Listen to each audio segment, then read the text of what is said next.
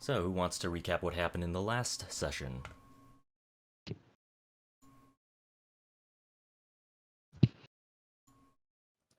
Secret got think we- lucky. If you can Very call that lucky. lucky. Hey, he's very lucky. Thank you very Well, I much. can Lucky. recap what happened with me in last session. Let's see. So, Pyre went on a snazzy date with a cute elf female whose name we still don't know. They ate chicken Gnome. together. Pyre. Gnome. It's a genome. Not an It's a They're elf. the same genome, height sir. to Pyre. Same height to Pyre. They don't even have the ears. No, they don't. They're well, I guess the same height to Pyre, yes, but But they don't even have ears. They're not even pointy. I forget. If So, hers is pointy Pyre or not, ate a bunch but of yeah. chicken. Some of it could have given him hair, but we have yet to investigate that in depth. Not sure I want a half dragon with hair. Neither does Pyre. But she generously warned him away from the dangerous chicken drum. They discussed a bit about the gods, specifically Pyre's father's brother, sort of Zygon's brother, the guy who used to reforge things, essentially turn something into something else, make it more fitted to a purpose. And they discussed the modular armor that Pyre wanted. He wanted something a bit more sturdy, a bit more foundational, a bit more not like the gnome's armor. And they came up with some ideas, some possibilities there. After that, Secret had a date with a orcish drummer lady. He beat her drums literally and metaphorically, and when struggled you with put it like asking that. her the hot question directly. However, as they retired, I am horrible with names. As they retired, Zaliel, there we go, was there waiting to talk to Secret. Zaliel did his best to escape, but was seen on the streets by others. He threw up. Dangerous healing spell may or may not have done, which we still haven't mechanically figured out what in the world's going on there. And there's a bit of argument with the party, and the session ended. Now, there's definitely things I left out there, so please fill in the gaps. So the patriarch in question of Wiganshi is Primal Roar. That's the first part. Can't find the handout. I wrote this all in. But so yeah, as we've learned from other sessions, they're currently innovating sound magic, basically. And it seems like Secret has a plan of trying to get Clearheart to basically get Secret's foot in the door to open relations with Primal Roar.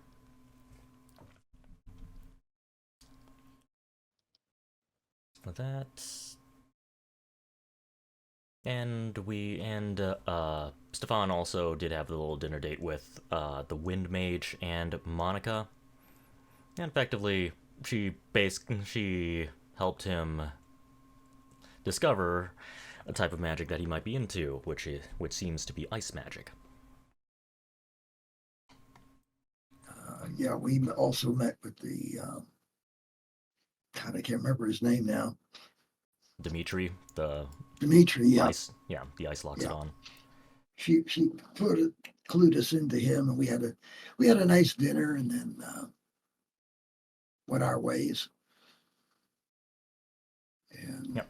on to the party, but that's for another session we can talk about. Yes. Since we never did get to the party.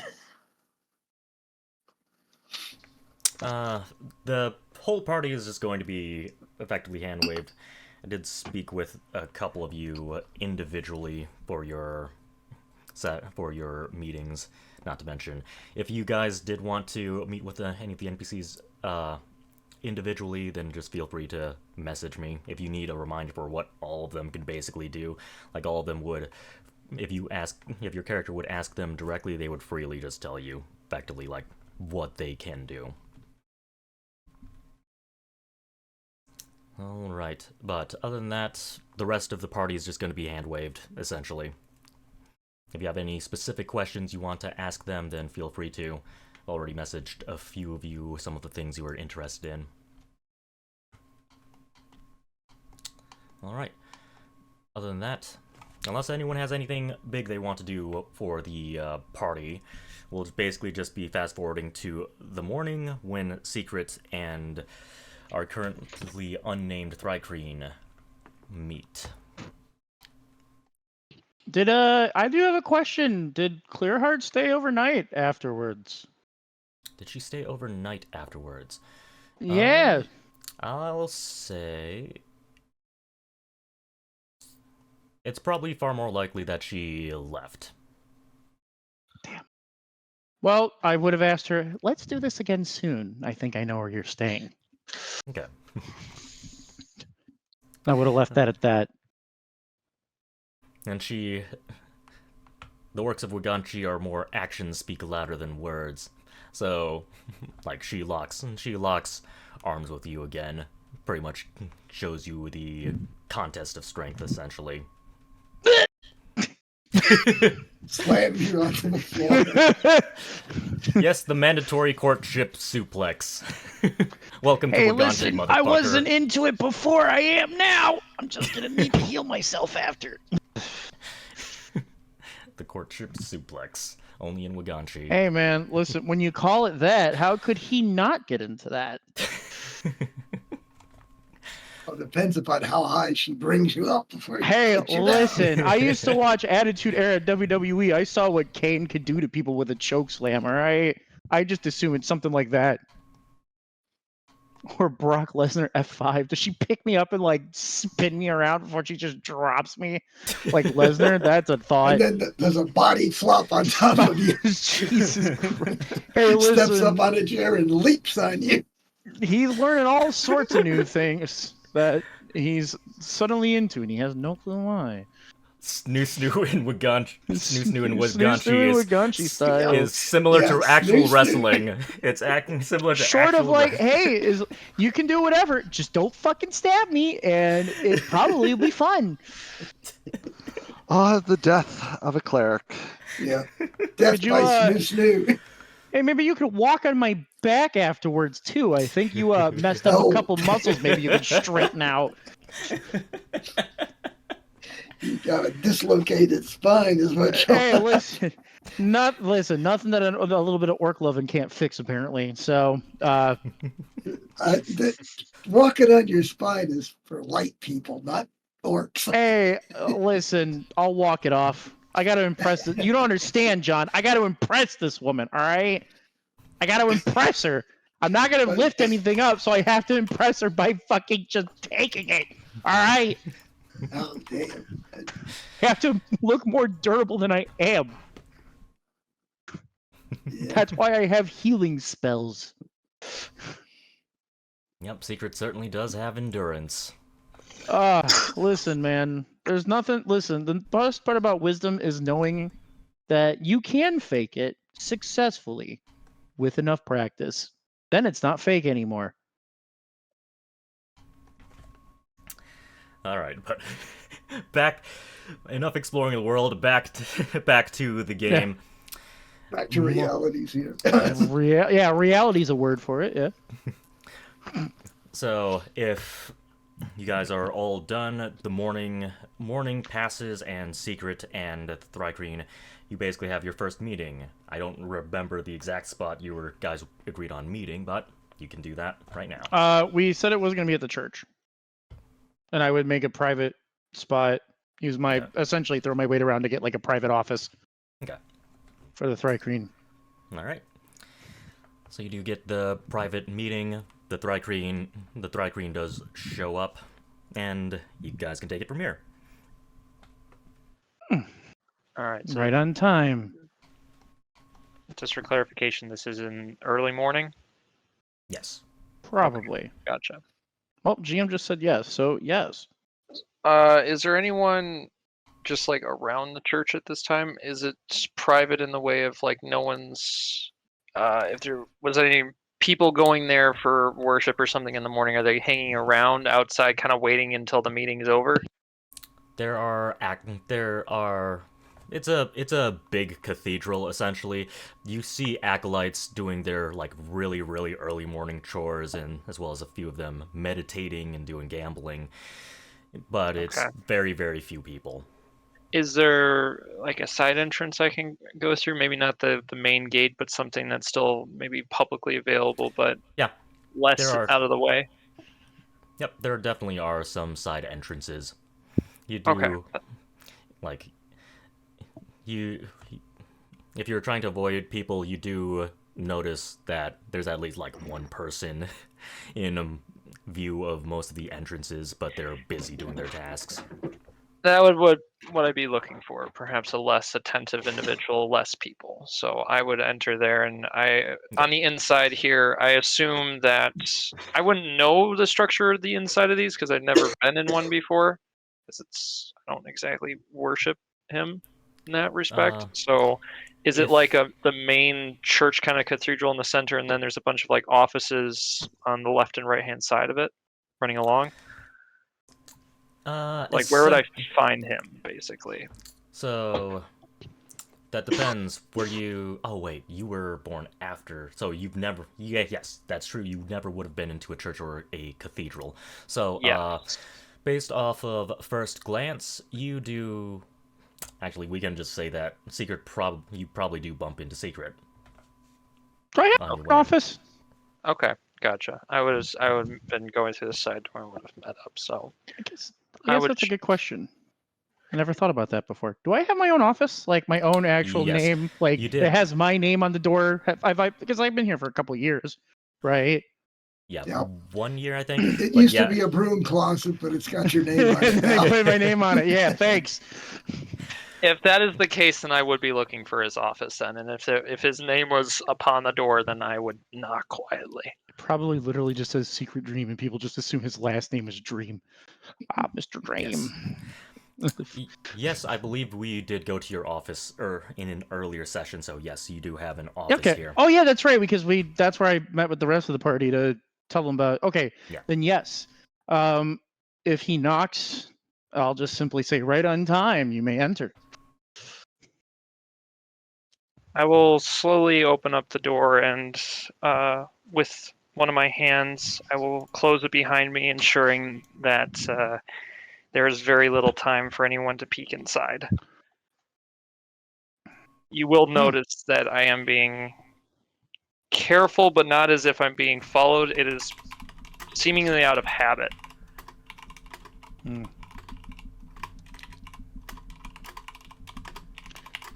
I was never known to be late for a meeting. Well, then this should be easy.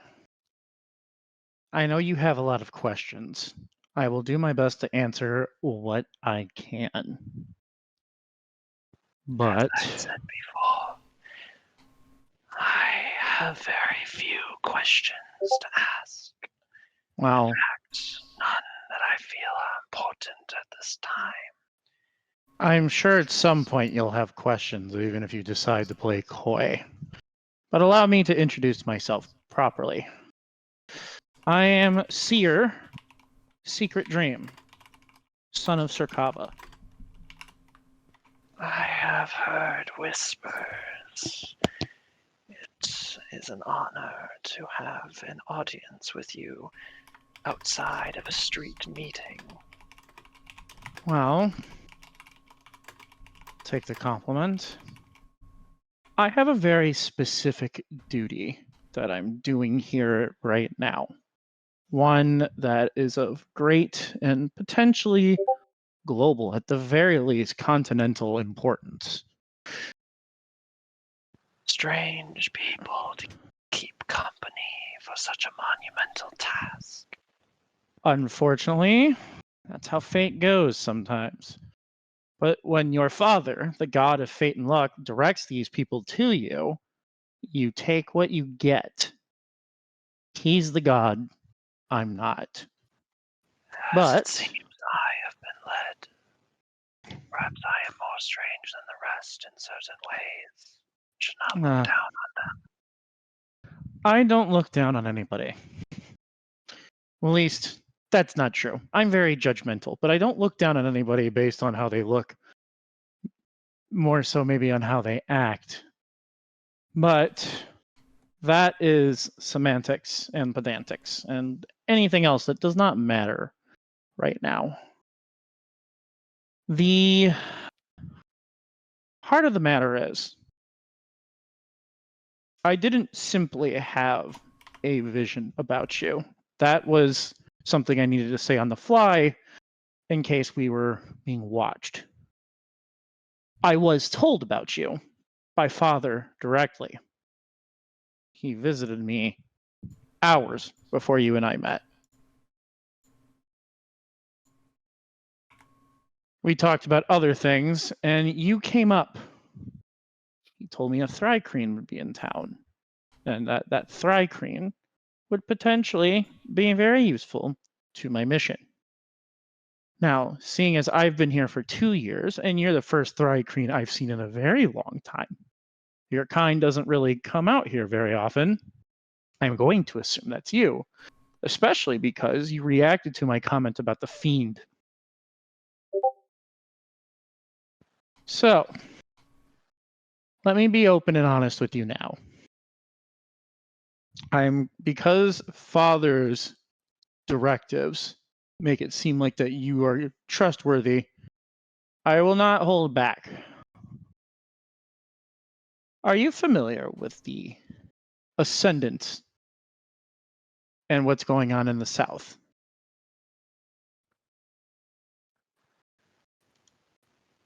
Perhaps to certain extents, but it has not been the focus of my work.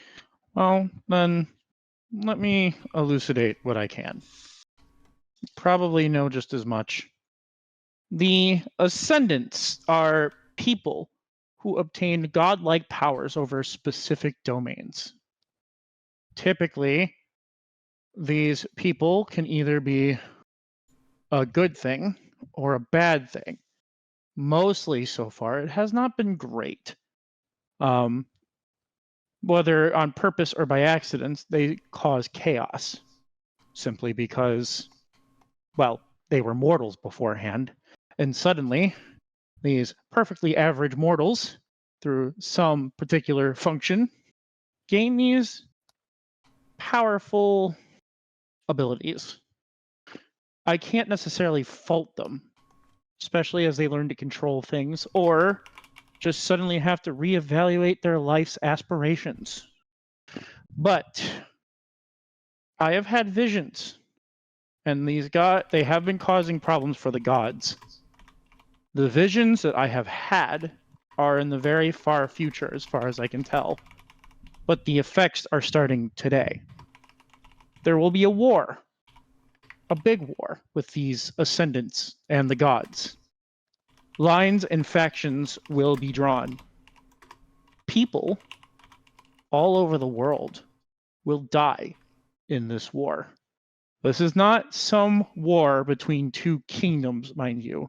It is not petty squabbles over borders or bloodlines or anything like that.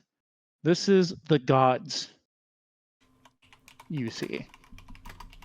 And people Away of Sonova, and yet I fail to understand how a mere medic can offer anything to such wide disaster.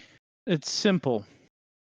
There is some truth to this. The ascendancy, the ascendants, are godlike, potentially even gods themselves. But so far from my preliminary investigations based on the mission I'm doing here and my next mission I plan on doing, it's not nearly as simple as waking up with these powers. they typically find some sort of artifact. Now, these artifacts sometimes are in fragments, sometimes they are already whole. If they are fragmented, the more the fragments are closer together, the more powerful they become. The problem is, since there's so many of them popping up, it's hard to just control them. Even if you smite one, not even the gods know how many there are actually there. And with almost an unlimited amount of concepts as there are in the world for there to be ascendants of, not to mention slain ascendants potentially, the artifacts that make them ascendants maybe slipping somewhere else into somebody else's hands. And you could see where this would become a problem. Petty tyrants suddenly becoming gods. The problem with the ascendants is they actually might be strong enough and godlike enough to be a danger to the gods themselves. Not to one particular god, but the pantheon as a whole. Do you see the issue now? Any who hear of your words can understand the gravity, perhaps from a certain perspective. Others may see it as else. But still, my question remains. What do you wish of me? What I wish for you to do is help me with my current mission and see how you feel going forward.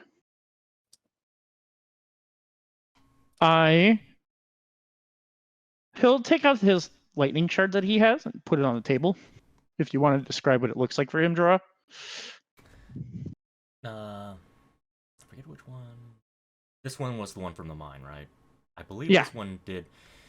Yeah. This one is. I believe this one was the bright blue one. Mhm. A small bright blue. It looks like in, like, a rough, like chiseled little gemstone, essentially. It hasn't gone through like any jeweler to get refined or cut down, but it's very rough, and as it leaves Secret's hand, you do hear a little bit of static. Okay, so it's not like it comes out of the pocket and there's like lightning flying everywhere. It lands on the table and there's like bolts of lightning arcing across the wood. It's just looks like a sort of clearish bluish gem that's got a little bit of static Yep. to it. Yep. Okay. He'll glance. You'll see his robed head glance down at it, but there's no real reaction to it. I know it's not impressive as it is right now. It's separated from the other shards that we have access to. Which means it is, for now, just a pretty gem. You mentioned that the more that they are, the more powerful. That is Similar. No, I should not speak of that. But perhaps it To- will act as a way of finding the others, like pieces that to is the soul. that drawn is part of it. The Father has bestowed upon us a item that allows us to protect or to see the location of shards of this particular domain, which is lightning. I don't have it with me, but my companions have the ability to open this at any time and see where it goes. The problem is we can't do that often because anybody would be able to see it if they happen to watch us, because it's in the form of beams of light that go in the direction of the fragments. They are not invisible. You are hoping to be close enough to avoid detection. That is a feat most dangerous. And yet, he'll kind of spin the gem on the desk a little bit.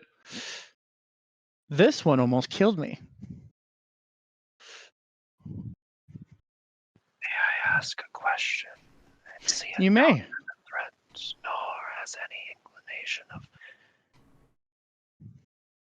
I said I'd be open and honest. Ask your questions. has given you the way to see this shard and those that are part of it. I wonder, how does he expect you to find the others if not for him possessing the other keys? That Would he that be is for a hiding those? that is for a future me to discover later. The next one I am going to go investigate after I collect these lightning shards, I believe is already fully formed and in the hands of an individual in Waganche. That will be a long trip, which is why I want to settle matters here first, preferably before the festival is over, just in case any foreigners who have shards don't leave with those shards. As far as I can tell, every single shard is here in Veer somewhere. I know the House of Steel has one. I have one. One of my compatriots has another one. And I know there is one somewhere that is within a fish. Don't ask. And yet, as you have stated, there are many more. True, a foreigner can bring one in undercover, but you have only one map. Only one. How are you certain that there are not others in this city already that your father has not shown you? Well, because Father doesn't show me everything. He's gifted me the ability to have visions as his son, but my visions are still of my own volition. He will give me specific ones, but it's pretty easy for me to tell which ones are ones that I have generated for myself and ones that he has given me. The mission is simply to find the lightning shards, because at first, that was really the only shard that was an issue in this region. Most of the other problems have been down south, which would be for my other siblings to potentially deal with, for whichever ones are dealing with it. This is not a matter of simply just Surkava. You must understand, this is a problem that affects the entire Pantheon. I am very sure the Pantheon has many of its agents across many of the gods working on this issue in many different regions. I don't necessarily have to be the be-all, end-all of all of these shards. Perhaps I spoke too quickly. You are correct. Perhaps I did not expect there to be such specific tasks put out to those underneath them. But your words ring true. Let me put it this way. I don't know. Not all of the gods are like my father. Most of them don't have nearly as many living children as father does. I am sure being a demigod of Surkava is not nearly as special as, say, being a demigod of Zygon, where Zygon keeps it in his pants a little bit better, so to speak. And whereas Zygon might have 10, maybe 20 children at a time, I have hundreds of living siblings, as far as I know. I will never meet them all. But many of my siblings still get visions, and many of my siblings work for the church. We have eyes everywhere, and we follow the threads of fate. He'll go quiet for like a good 20, 30 seconds, just standing there. I'm not here to browbeat you. I apologize if it came off that way. No. I have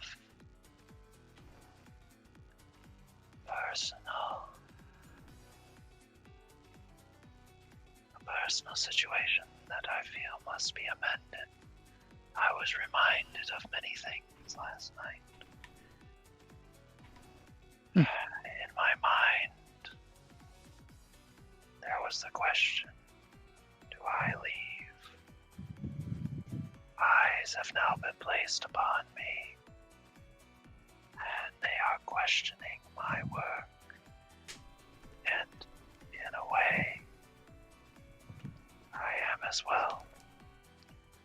Let me ask you a question. Whose eyes? There are many different eyes in this world.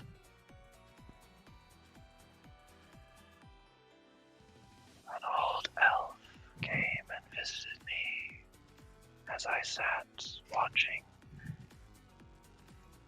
He spoke of me as if he knew, and it was clear that I had indeed stretched myself too thin.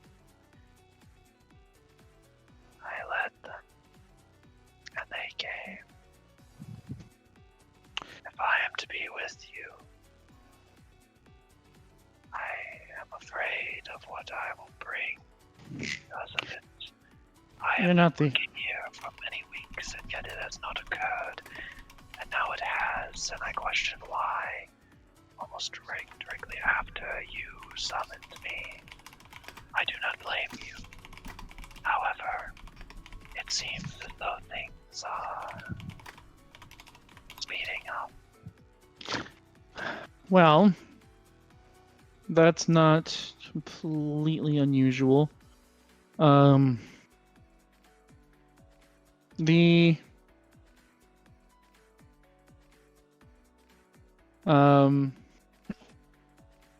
sorry, I was just answering the GM. The baggage you bring is not necessarily, I won't say a non-issue, but everybody in this group has brought baggage to it, myself included. I'm already dealing with one party member who has a fiend locked inside of him. You met him before, the lizard. His makes him want to eat a lot. And typically, people.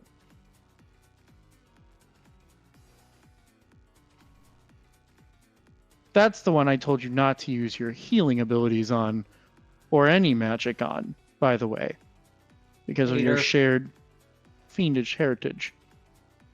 I will follow what you have spoken to the letter. And it appears Now- that my fears are not shared by you, so perhaps I will leave them aside. I have wouldn't say New in this city, however. I wouldn't say I don't have the fears. It's a matter of we can only deal with so much at once. And I can promise that if you are helping me in my mission, then I will always, of course, certainly do my best to help you in yours. I am also a healer myself, as you can probably imagine.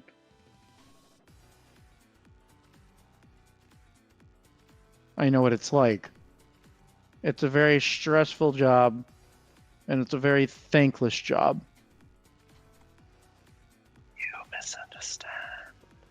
I do not find my work to be painful, neither in body nor mind. Those that I assist, I am keeper of them for a short while. They are my wards, and I will make sure that they find no more ailments. Spoken of a worshiper of Zenova. I'm not surprised. Yes, Nova. Well, I just heal, maybe plucking the strands of fate a little bit. It's a little different. But what I've also learned is I cannot always take a particular interest in everybody I heal. Otherwise, I would have no sanity left. Sometimes you just have to do the best you can and then walk away after. But that is irrelevant. What is relevant is these eyes upon you. Would you permit me to try something? He does get a little defensive at this. Mostly just the posturing where perhaps he was leaning down to observe it. He now straightens himself out, but he does not speak of anything and simply nods. I would like to see if I can figure out one of your potential futures. With your permission. I did not believe that there was such a thing left for me. But yes, I give you my permission. All right, well, keep in mind, the visions I see are not always set in stone. By telling you about it, events might be pushed in that direction, but by also telling you about it, you have the ability to potentially push it in a different direction. But I always see a potential future. Typically, the ones I see are the most likely of several outcomes. But even by seeing one future, you get a better idea of what sort of variables you're working with. Things that could be changed, things that need to change. Keep in mind, depending on who you ask, in my opinion, fate is simply just the culmination of all your choices. You change one choice, you change fate. You speak as if I am new to the idea of fate. I have to treat everybody like they are. I have to treat everybody like that. Everybody has their own conceived notions. I just like to set the record straight. My apologies. Your description is correct.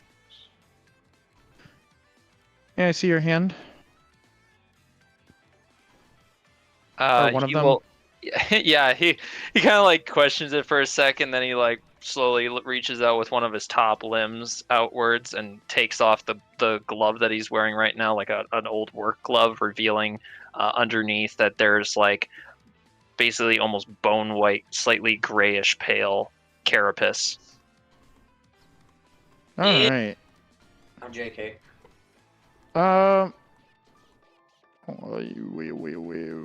You're allowed.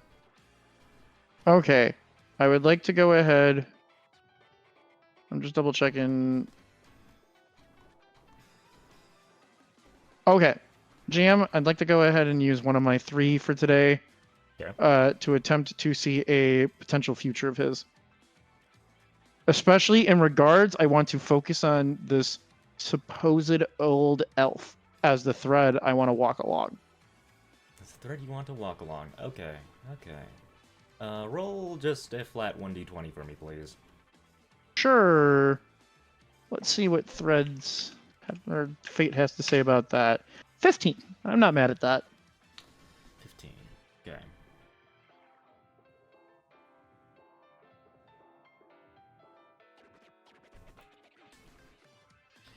That old elf. You've actually seen him before. Okay. Let me just bring his token out. Where is he? You've seen him You before. might. As you know, my memory is shitty, so you're gonna have to remind me. Oh, it's the guy from the competition. He's Yep. the Soulbinder, right? Yes, he is the Soulbinder. In the vision, you see him. You see him carefully instructing. Wait, have you said your name yet, or should I just continue calling you Thrycreen? I don't think Zoid. he's technically told me his name yet. I have not. So you see the Thrycreen. He's instructing the Thrycreen, and you can see the Thrycreen's soul just kind of, like, you can see his soul just kind of pop out of his body, and then you can see his soul just. Actually, let me just look at your spell list. So you see the Thrycreen soul just pop out of its body, and then it casts. Then it casts a. Well, it glows up a little bit, and then you see a fog cloud engulf a nearby area. And So it casts fog cloud. And the Interesting.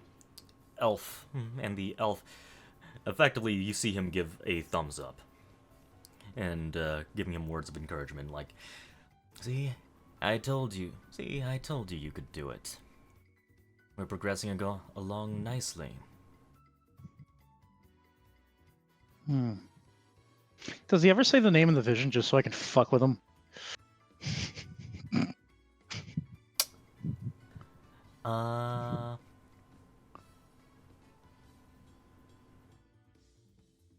I'll say yes. Quailak, right? Quailak? I don't know how to pronounce it. Is it? Zord, Is it what Quelkek? is it? Zoid? It's Quelkek. Quelkek. Okay, cool. Quelkek. Okay, cool. So, just to verify, I understand the vision I saw. He basically taught Quelkek how to pop his soul out of the body and essentially cast spells while in his soul form, essentially? Yes. Essentially, yes. Okay. I will open my eyes and say, well, one of your futures with that man, I actually know him, was an interesting, potentially positive experience, Quelkek.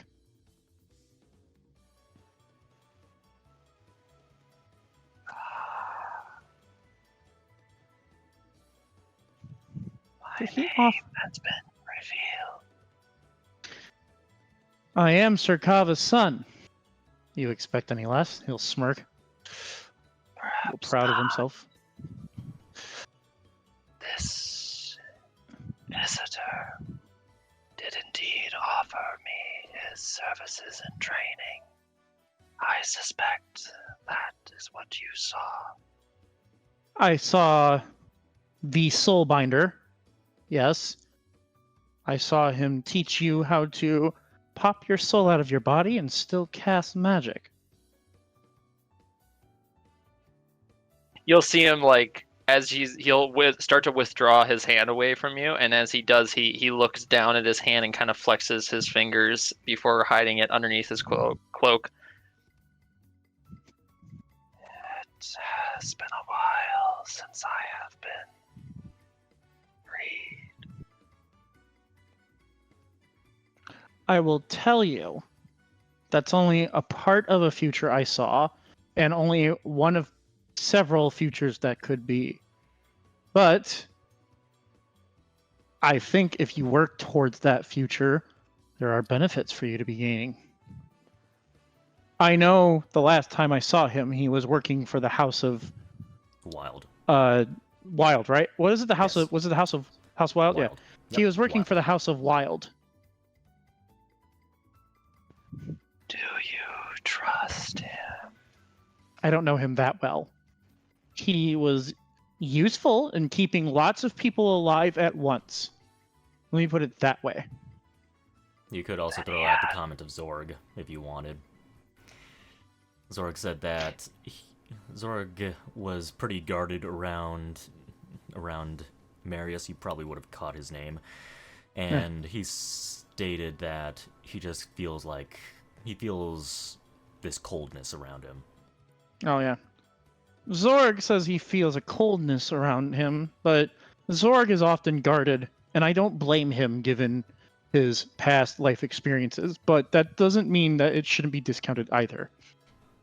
I think you can learn a lot from him and his services, but you should be slightly guarded. Not everybody teaches out of the kindness of their hearts. And a soulbinder isn't that far off from a necromancer, though they wouldn't like if I said that out loud into their face. Your wisdom shall be taken into my soul. I will keep myself guarded against this individual, and yet I have already accepted his help. We shall Then, have I proven myself sufficiently to you, then? You did not need to do so. I know, but that's not what I asked. Yeah. Then, Quelkek, allow me to ask you a question. Because I do need to know about it if you are to help me on my mission. What is the fiend you harbor?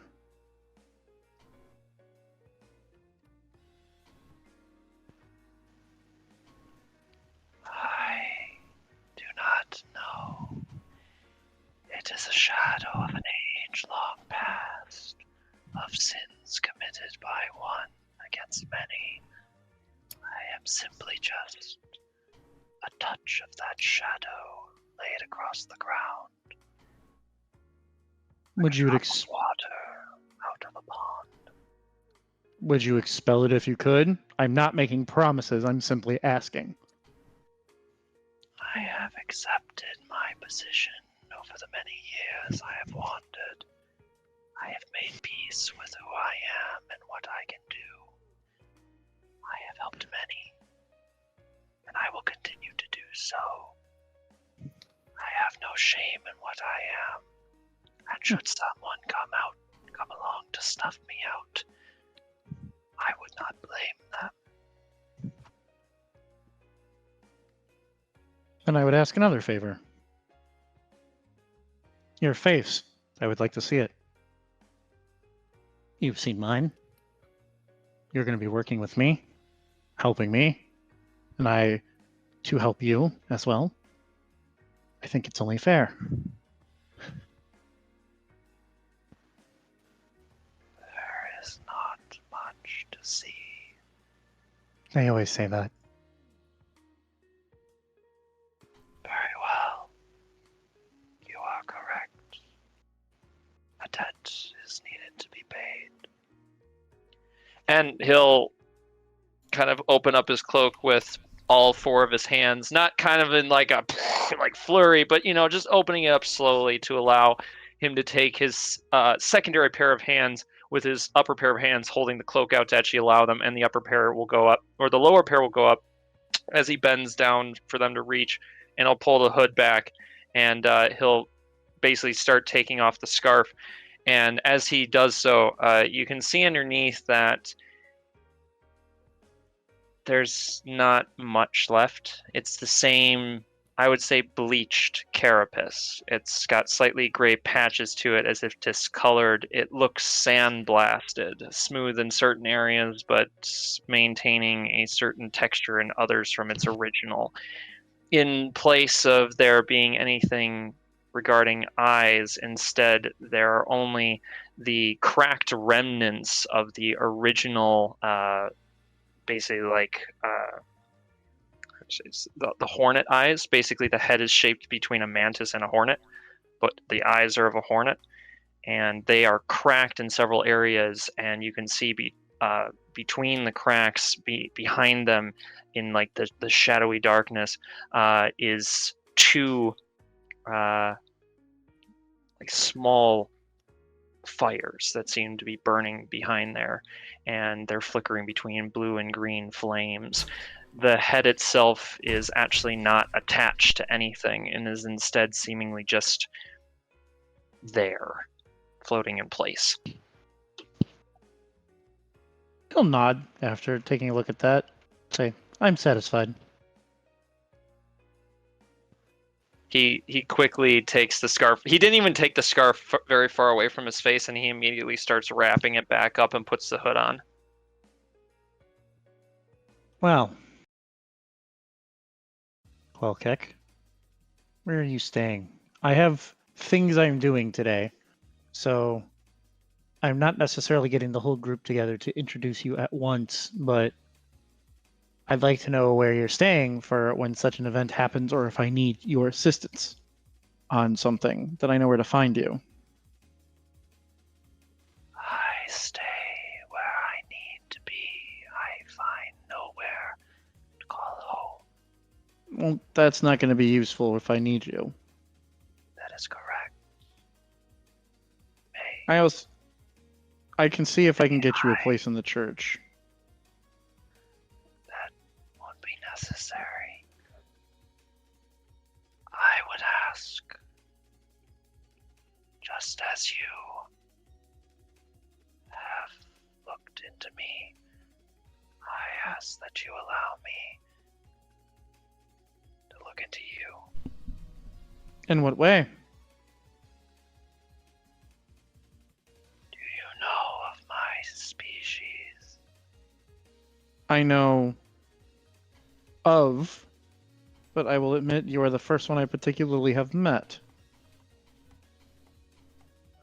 It is a wonderful thing to be connected to other minds. We do not require speech, yet we can produce it. with others of our species, we simply need to think, a picture, a word, and it is shared across like a shared dream. I maintain that to a certain extent, but I have found a far more potent version. That depends. My thoughts are my thoughts. I don't mind what sounds like a telepathic link, but I don't like people invading my thoughts. I will be nothing but the quiet whisper of the wind, and nothing Hmm. more. Your mind is not mine to peruse nor control. It is simply as if I have left my hand upon your shoulder as you move, and I will be there should you turn towards me. I will admit I am hesitant, but as the circumstances have turned out, for now, I will show my good faith and show my trust in you for now and allow you to do so. Please do not abuse that trust. I would do no such thing. Not the first time I've heard that. And perhaps it will not be the last, unfortunately. And with that, he'll reach out with his hand and he will place it not on like the top of the shoulder, but just the side of the arm, like the upper arm on the side, and he'll place his hand there. And I would like to put the tether. Okay. So I don't know if he has to roll a check there, but if he's I mean, willing. secret. If you're if you're not resisting, then you don't need to roll. Not resist. for now, no. No. Yeah, it just gets put on then. It's a success. And what am I under? You do feel, I guess you do feel like your chest is a little heavier. Like just this tightening feeling in your chest. What have you And done? your heart stops. Yeah, that's what I'm waiting for. Yes, now I have that many more years on my lifespan. Yes. I'll just look up at him and say, what have you done, if you don't mind me asking? This feels more than just telepathic. You carry a part of me within you now. As I said, I shall be a hand upon your shoulder when you need me. Okay. You merely need to think. Allow yourself to connect, and I shall understand. I guess I'll have to give that a try later. If you do not wish it, then I will remove it. at I'll any play time. around with it for now. Well, not literally right now, but I will play around with it before I ask you to remove it if I decided so. If I find this is helpful, then I will keep it. You have my gratitude for your trust in me. I would perhaps say this now that I feel that our meeting is drawing to a close. While I was perched upon the roof, I noticed that there was an individual. They appeared to have come from one of the many rooms, snuck out, gliding away on what I assume to be some sort of winged creature. Coming out of my room. I do not know, perhaps. But he came But out a window? Would I know that, by the way, like where we're standing? Because this is the office, not the room, right? Yeah, so you saw a shadowy figure.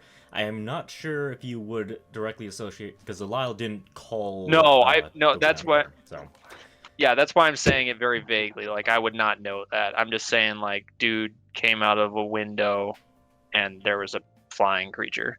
Did And he he go out the flew- window? and I he thought he flew- went out the front door. I think he came out the window. I thought he said he jumped out the window. Yeah, I thought that Okay. that's what he did.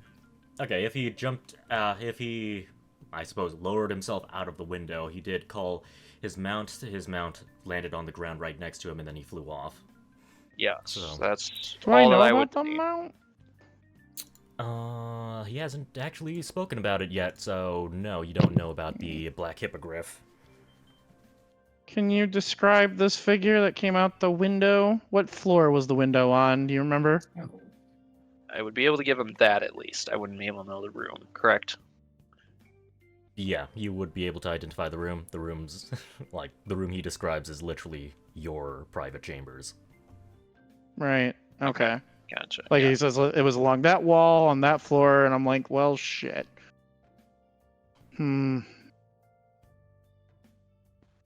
Can you describe? I also witnessed you entering with a guest. They left just before you entered the church. Oh. Interesting. You saw me come in with Clearheart. Nice woman.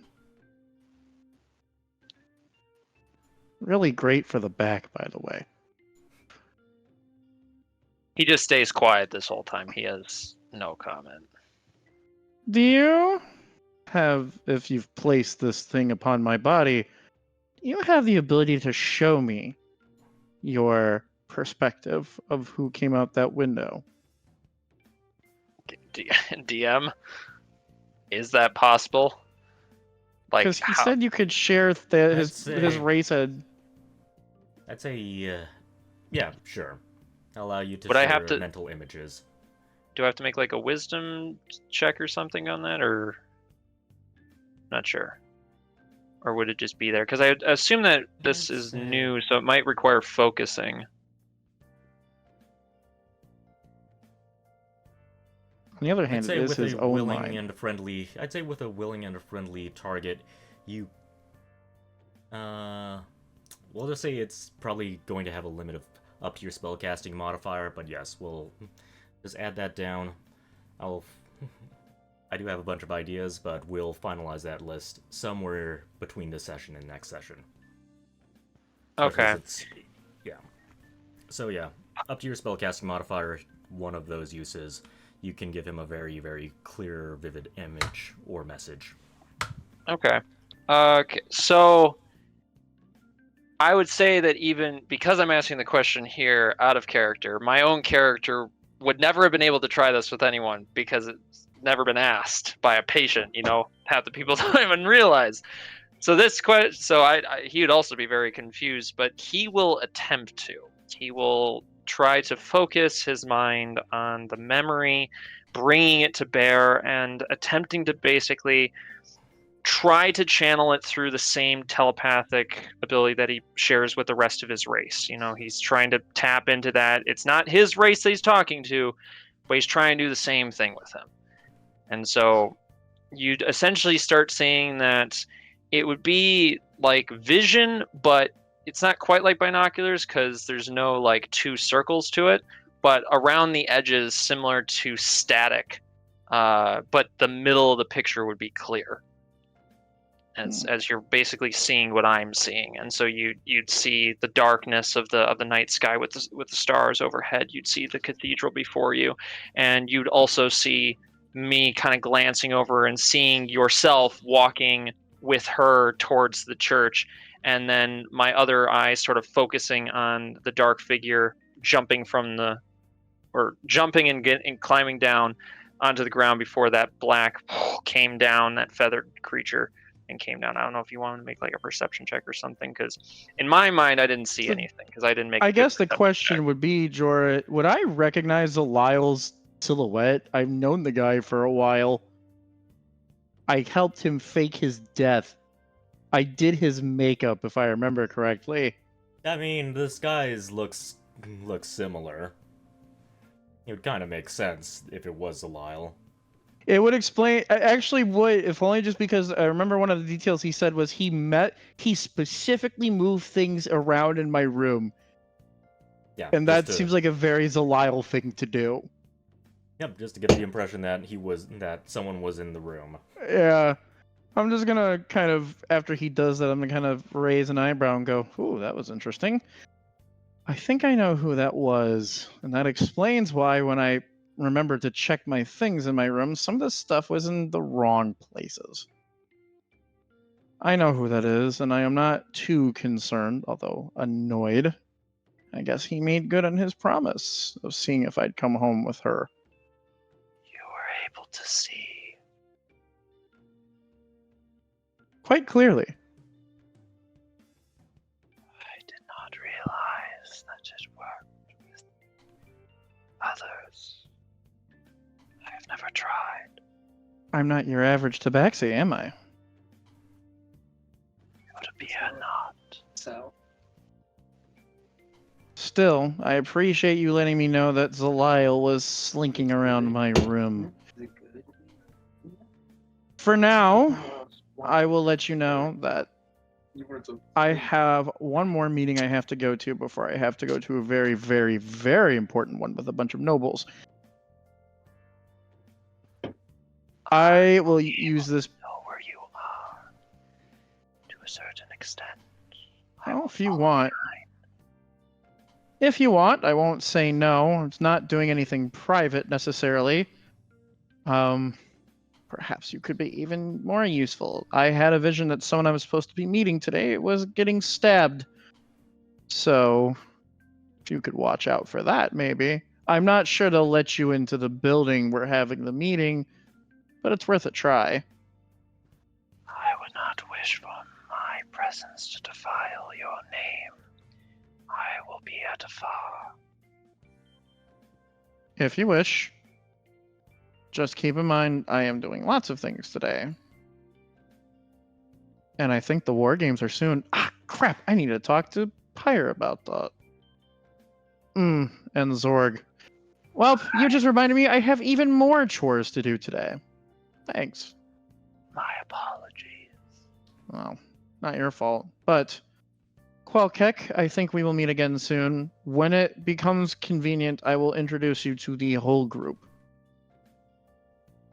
I promise. I'm not trying to hide you. I'm literally just going 400 different directions at once. Being a seer is not easy. Being a seer and the son of Sirkava is even more difficult. Especially at my age. I must ask. Hmm. Must they know? Well, if you're going to travel with me eventually, they're going to know. Yes. Yes, of course. I can belay it or a little bit, but the longer I delay your introduction, the more suspicious they'll be if I need you to come with me, say to the mines or some fight I know is upcoming. Even if you wish to remain in the shadows after that, I think it'll be easier to explain that after they've met you. I will not make you take off your hood again. That was for my own personal curiosity, admittedly. You had Is that no fear. I will remain at your discretion. very well? Now, do what you do best. Just be ready in case I need your assistance. It is early morning. The night will have left many scars upon the city. I As will it always go where does. I am needed. There's always people in need of healing that come to our church looking for a quick fix. Stick around. I'm sure you'll see something. Very well. And with And this, he'll he'll unless you extend a hand or something, he'll just give you a bow with his head and then begin to like walk out of the room. I'll just give him a polite nod. That just seems like the type of thing Quelkek does, and I'm not going to question him on it. Especially because I'm from what most people probably would also consider a primitive tribe, and people look at me funny when I do certain things anyway. So, like, I'm just used to it. So I will make my way from the room and I will find what's my sense of the area during the night? Did I hear anything? Was there any sort of squabbles? He mentioned the church, so I'll stick around the area, but is there anything that immediately draws my attention? That immediately draws your attention the second you get out. Well, not out of the office, but just like wandering back outside of it, kind of going through the courtyard back where I had entered in, just perusing around the area. Over here where the church is, it's somewhere located around the commercial area. Generally speaking, it's a lot more orderly around here. So you can just make beeline straight for the slums if you're looking for people to heal. Okay, that's what I'll do. I will head in that direction then. I will keep to the alleyways as much as possible. All right. And at this point, unless someone else wanted to do something, this is basically when the rest of the party can meet up, and you can commence with your debriefing. Yeah, we kind of need a lot of that. Yeah, what Zorg said. I guess I'll have everybody in my office again. It seems like a decent meeting place. Yep. Or you could just go down to the lunch area. Just have your breakfast while talking. Considering some of the topics, it might be better to do is the office. All right. You could just drag your food up there as well. Yeah, exactly. I'll have somebody clean it up later. Hey, Cassidy, do it. Yeah, I don't think he minds. All right. Easier jobs than probably some of the other ones that they try to give them. Okay. So Monica, if you go check on Monica, Monica does mention, oh, if you're looking for Stefan, he had some business to do early this morning, so he said he'll be back later tonight if you need him. God bless it. He just grumbles. I guess I don't necessarily need him right now, but I do need to talk to you two, he says as he looks over at Ash and Zorg. And I also need to talk to you, Pyre. Zorg looks away, avoids confrontation. Okay. What happened last night before I showed up? And I don't necessarily mean that in a terrible way. You said you were going to that meeting. How did it go? Zorg looks at Ash.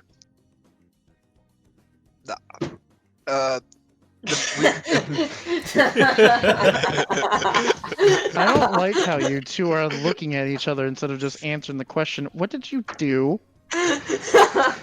What do I have to fix?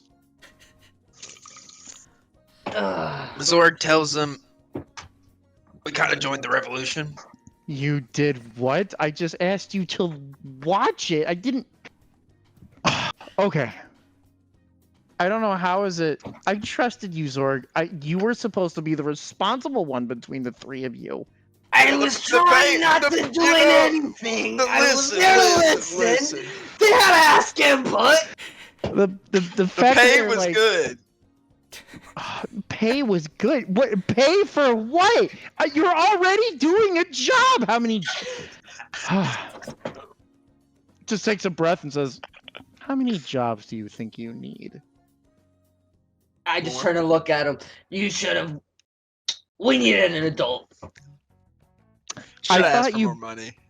I thought you both were adults. Look at me. Look at me. He's a I'm I'm lizard. the looking at size you. of a He's a child. lizard. Okay. This could still be useful. You guys can still tell me something that can come out that can be good for this. This could still be useful. I need names and I need ideas because I'm about to have a big meeting with some bigwigs to try to get the other lightning shard. And if I can get any kind of leverage, such as the names of the revolutionaries who are going to fuck up that house, that would be a good start. Okay, I didn't get no names. there was one guy that is really interested on the idea of trying to make it a peaceful revolution. Okay, We that's a good wanna- start. And then there's people that want to make an aggressive revolution. Yes, okay. And I'm going to assume you're going to try for a peaceful one, right? He looks over at Zorg. Peaceful. As he looks Zorg at looks Zorg, confused. Ash is just like, as much as I'd love plenty of dead bodies around. What's the Okay. fingers? So I'm going to ask you both a question, and I hope you have a really, really good Can I answer finish for my me. statement? You may, he says as he just munches an apple. Well, as we want it to be a peaceful revolution, we understand things might not always go the peaceful route. So the best thing to do is to try and prepare the not so... Peacefully way. Certain people might need to learn how to defend themselves, if not to go out and destroy. We do want as little fatalities as possible. Zorg has offered to help train people, and I will try my best to create potions and antidotes, and Okay. maybe find ways to use non-lethal measures to get what we want. You know what? I genuinely don't care about the revolution. That's not the important part. The important part is how it affects the crystals. That's the important part. If you want to help the revolution, I'm not going to stop you. See, We didn't hear anything really talk about crystals. Well, of No course you're not going to crystals. hear about the crystals because the population shouldn't know about the shards. Is the thing. We don't want them to know about the shards. Well, they we convince them. Uh-huh. Can you tell me who them is, by the way? Because them, are you talking about like random people? Like, you understand? I didn't get no I need- names. You joined a revolution without asking a single person's name. That's correct. Did you also? Do you have to be We reminded have a to name, breathe we have a every name, once in a while too, Zorg? How We did have a this name. happen? Hold on, I'm looking Okay. through my notes for the name. I know I wrote down a name. I just can't read in the fucking dark. Let me think. Let me think. Let me turn the light on. For God's sake. Was I'm anybody? flipping through pages Let me of let me notes, ask like, you I a different know question while you're it's thinking here. about that. Was there anybody I know there? Yeah, for you. Okay, Like Drugel. Drugel was there. A few of the miners. No, wait. Go back to Drugel. Hold on. Go back to Drugel. Why was Drugel there? I don't really know. He is tired of how certain houses are putting bullshit rules and making it harder for certain people to live. He is definitely tired of the slave trade. You did And not see. Okay, that's potentially 2 of 3 of my visions coming true about him in potentially terrible and dangerous ways. Please tell me he's still fishing. No. he No. wants to become an assassin. Yeah, Try to make something like money. that. And I hope you guys remembered to convince him to keep fishing, since that's how one of the lightning shards was supposed to come into our possession. Definitely not. Oh my gods, what am I going to do with the 2 of you? You didn't actively say convince him to join the revolution. No, Did no, you? no, We didn't no, have to No. convince him to join the revolution. He already He was wanted already to do that. there. Okay. He wants change. Okay, I understand. Okay, let me rephrase this. You didn't think to maybe consider the fact that his destiny was to fish up a shard by gutting it out of a fish. You know, A you can lightning always do that shard. later. You see, the problem is that once this revolution starts, I don't care about the revolution. That's normal, dumb stuff. That's beneath us, right? Beneath us in the sense that mortals do what mortals do. We're on godly business. And I'd like to point out, if a revolution starts, it becomes even more chaotic to find these shards. And need I remind you that there is somebody that you've both seen now who is going around telling people how to become heretics. And a revolution is the perfect disguise for said heretics to do something absolutely terrible if they can get their hands on those shards before we do. Do you see where I'm coming from here? It's not the revolution I care about. The revolution is the revolution, but the massive loss of life that could come from those shards falling into the wrong hands, or more people becoming heretics for some God's forsaken reason, is the problem here. No. Okay. Breathe, secret, breathe. When did Okay. we save? What session? What date was the session? Whenever we saved the guy that gave me the EMP. Oh, you with the name? That's the exact same session. That's the same session that you spoke with Drugel about the rebellion. That was 2 weeks ago, right? 2 sessions ago? 2 sessions ago. Yeah, because last week was all the solo sessions that we skipped. So 2 weeks ago would have been the Darren big Stormray meeting. is the one that we talked to for. Darren's the guy that we talked to in the fucking rebellion meeting, right? Yeah, he was the rebellion guy. Yep. Darren Okay. Stormbright. That's the name I was trying Darren to fucking think Stormray. of. You've I given thought I me a wrote it down. name. You're You welcome. guys, okay. Nope, you've given me a name. Darren Stormray. Now, is He's he the one part that of this wants rebellion? change. You know, snitches get stitches, right? Right, but I don't, like I said, I don't care about This the is our rebellion. I don't party, care if it's and this successful or is gonna not. affect our story. Says Ash breaking fourth wall. Let me rephrase. Like I said, I wish the revolutionaries best. I'm not going to stop them and protect. If they potentially could be useful to my mission, I would even be willing to be their ally. But the nobles are also potentially useful to my mission, so I also have to play nice with them, which is why I'm trying to remain neutral within this. And I understand that, and I as well, like I've been trying to explain, I am trying to remain neutral in all of this. I am sorry Okay. that things escalated to the way that they have. Okay, all right. I'm not gonna lie to you and say I'm not mad, but this is salvageable and potentially useful. We need and to it lets choose you guys- the two of the two of lesser evil. Essentially, is how I Okay. think. Let me ask this Darren Stormright. You said that there were 2 groups of people: those who wanted peaceful change and those who wanted violent change. Which group did he fall under? He's interested in the violence. peaceful. No, it's Darren's interested in violence. Darren's interested in violence. Drugel's Okay. interested in peace. Okay.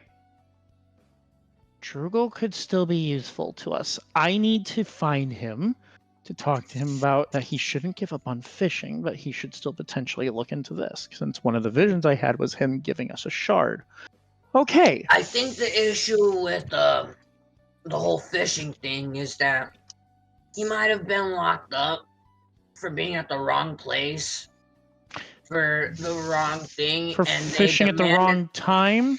It's more like I'm saying he is tired of certain things. I forgot which house exactly started saying that you need work permits to be able to do your jobs here That's recently. wild. That's A new thing that just recently popped up. We haven't had to get any work permits for any of the jobs that we've done, and the miners, I think it's just because their permit work got I've been bought in the out. city for 2 years. There's no such thing as work permits for basic Did I unskilled keep- labor. Did I keep? I don't think I kept that paper. Damn it! I feel like I should have pocketed that. Fucking thing that.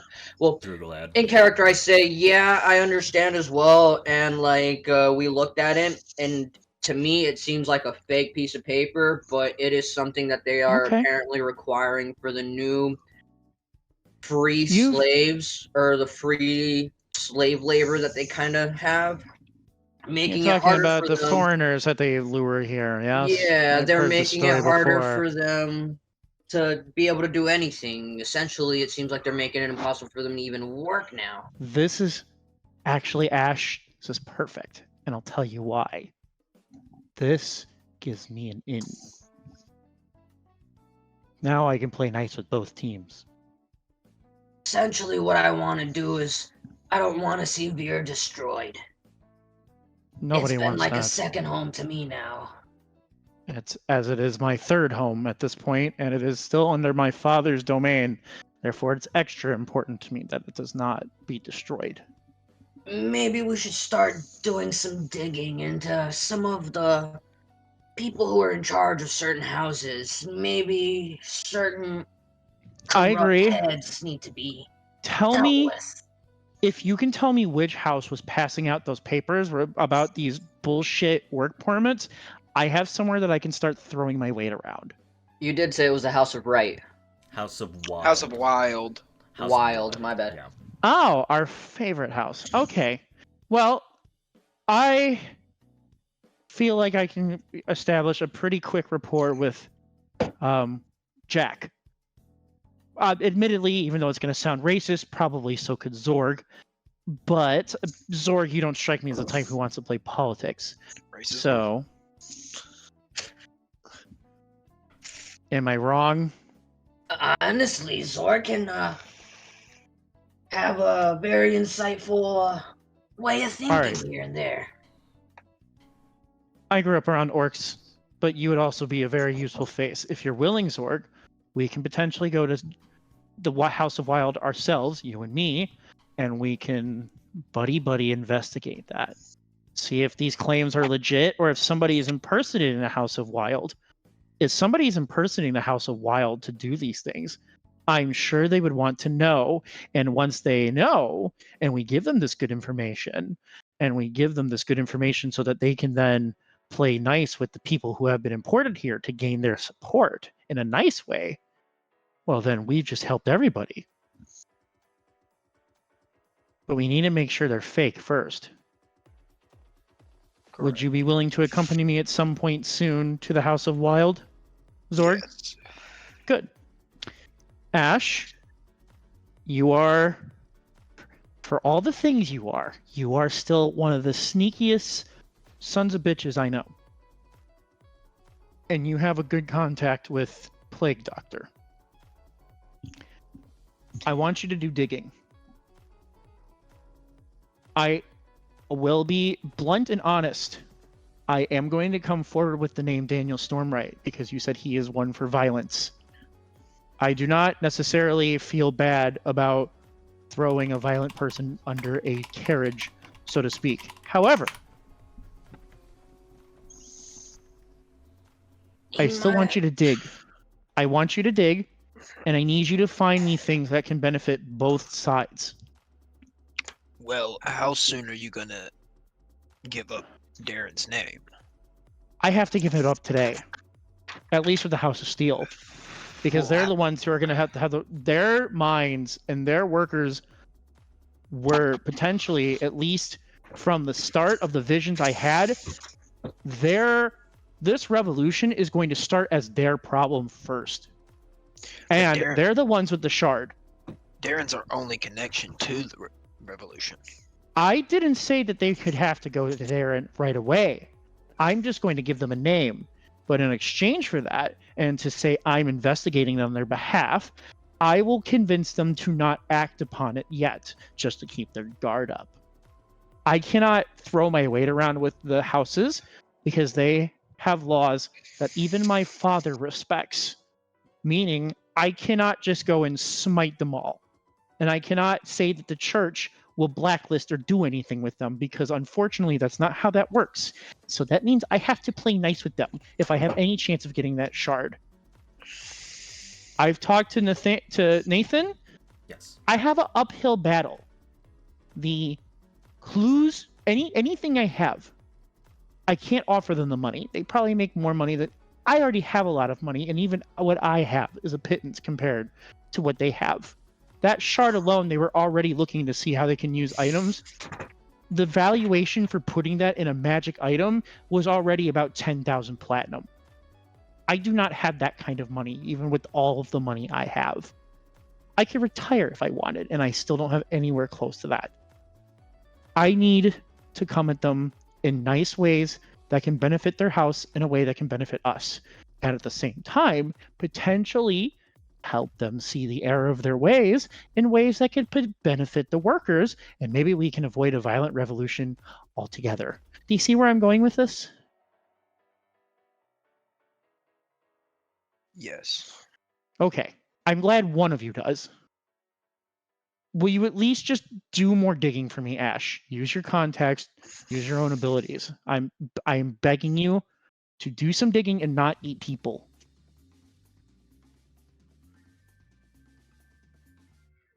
Ash? Hold on. I'm making a note. Okay.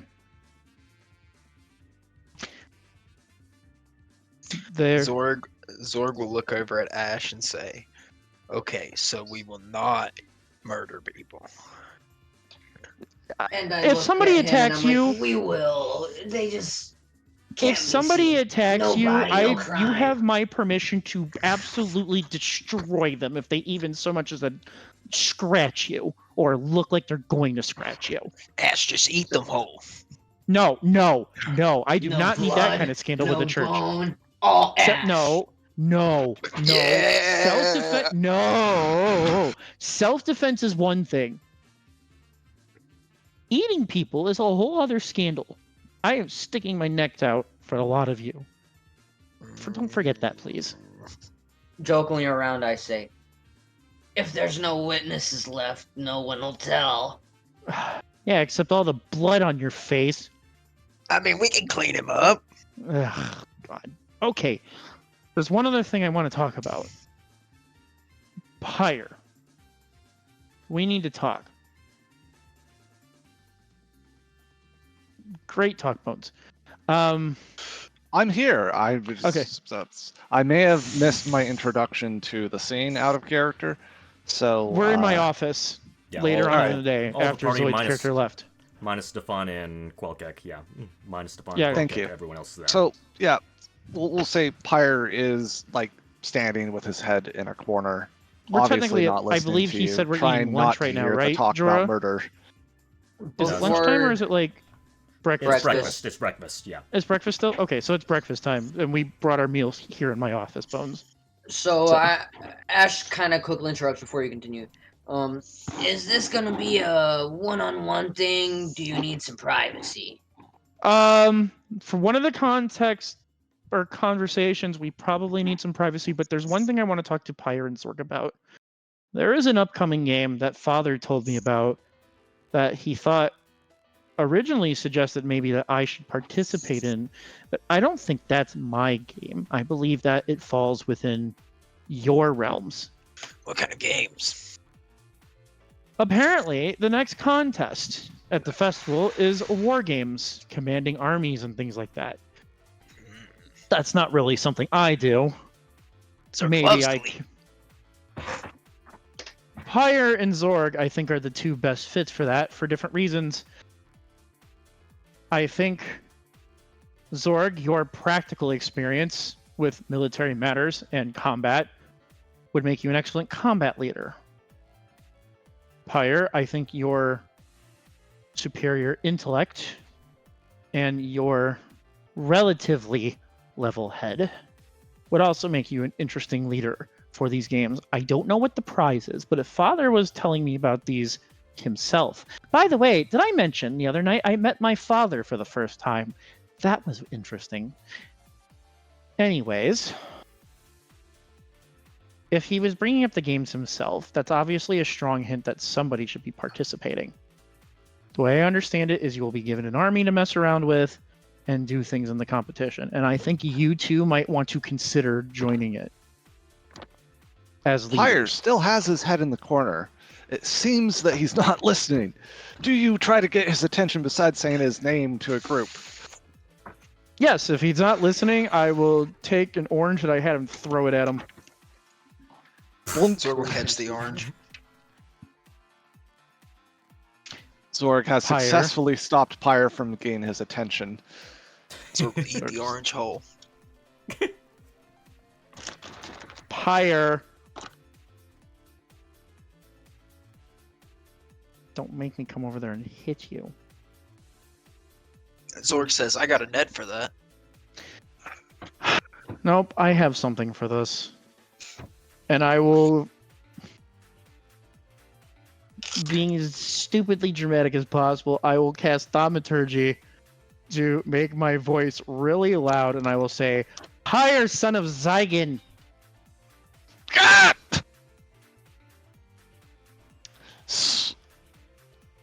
Swishes his head around glare at at you, just him. snapping it. How dare you use my father's name without cause? How dare you not pay attention to me when I'm speaking to you? I'm trying not to be a conspiratist. In what? Murder? Revolution? The Guilty by things that association. don't tempt me. I'm not talking about the revolution anymore. I think you should join the War Games competition based on something Father said by him bringing it up. I think you'd be a good candidate as one of the leaders, along with Zorg. A lot. Zorg. Just because he. Zorg has practical experience. You have intellect. I think both of those things both make you qualified for different reasons. They have to work together. Zorg, you. You know. No. Intellect. You see the problem? Compatibility. Yes, might and intellect together is ideal, but that doesn't mean that Zorg and I are prepared to trust each other, especially in aspects of war, even if it's a game. It's a game, Pyre. Zorg can lead his army himself. If Pyre, you don't want to join, fine. I still think, Zorg, you should try it out and see where you get. So, if it's a game, why do we need Zorg? Why do we need might? Surely intellect triumphs in matters of jest. Because while you have intellect, I don't think you have the practical experience, nor do I. We know Zorg has seen Actual war. Special forces. Zorg will take out his military rank badge. He said, I'm a Black Ops motherfucker, Blackwater. What up? This special operator. Well, you might be book smarter than anybody in this room, Pyre. There is such a thing as practicality. Though we are I've got sons of street gods. That's debatable, Ash. I'll get you them drugs. He is obviously high on something. Life. Let No, him have someone it. slipped something into your fingers. Out of There's character. one- Jorah. Yep. The badge that Zorg is presenting. Do I recognize it as having any authority or meaning? Oh, that's a good question. You're sheltered. I'll have you roll that at roll history at disadvantage. Yeah, but I feel like he might not be as sheltered as, because, like, this is a city-state his dad burned. I feel like that would be something his dad would have taught him about, right? This would be a crest that would have belonged to Keist. Keist, he would have been specifically part of the Keist Special Forces, not Zucani Special Forces. Oh, wait a minute. So that means I would have a chance to recognize this badge, right? Actually, you probably would instantly recognize it. You, being part of Oh. the clergy and being there for a while, you probably likely Yeah, would I'm know. gonna look at him when he pulls out the badge and say, "You fought on a different side of the war than I thought." That's a Keist badge. Probably Look- looted. No. I doubt he. Look, it doesn't even have his name on it. You gonna take Zorg. that shit, Zorg? You gonna take that shit? From Zorg some- whips out his battle axe. Ladies, you're both pretty. Put it away. It's I a nice cocked big my one. fist. Mine's bigger. That badge. Would I know it's Special Forces? Likely yes. It's not Okay. any of the common military stuff. Would that make him a Crusader, as far as I know? Does that technically make him a Crusader, or just part of Keist's standing army? Just part of the standing army, not necessarily part of the Crusader division. Okay. I'll look at Pyre and say, you don't just loot those badges. There's not that many of them. Oh yeah. Yes, that badge is from Keist. It's from their Zorg? standing army, specifically their Special Operations Division. Zorg, name 3 people who were your commanders or people who had authority over you, and 3 people who were underneath your command.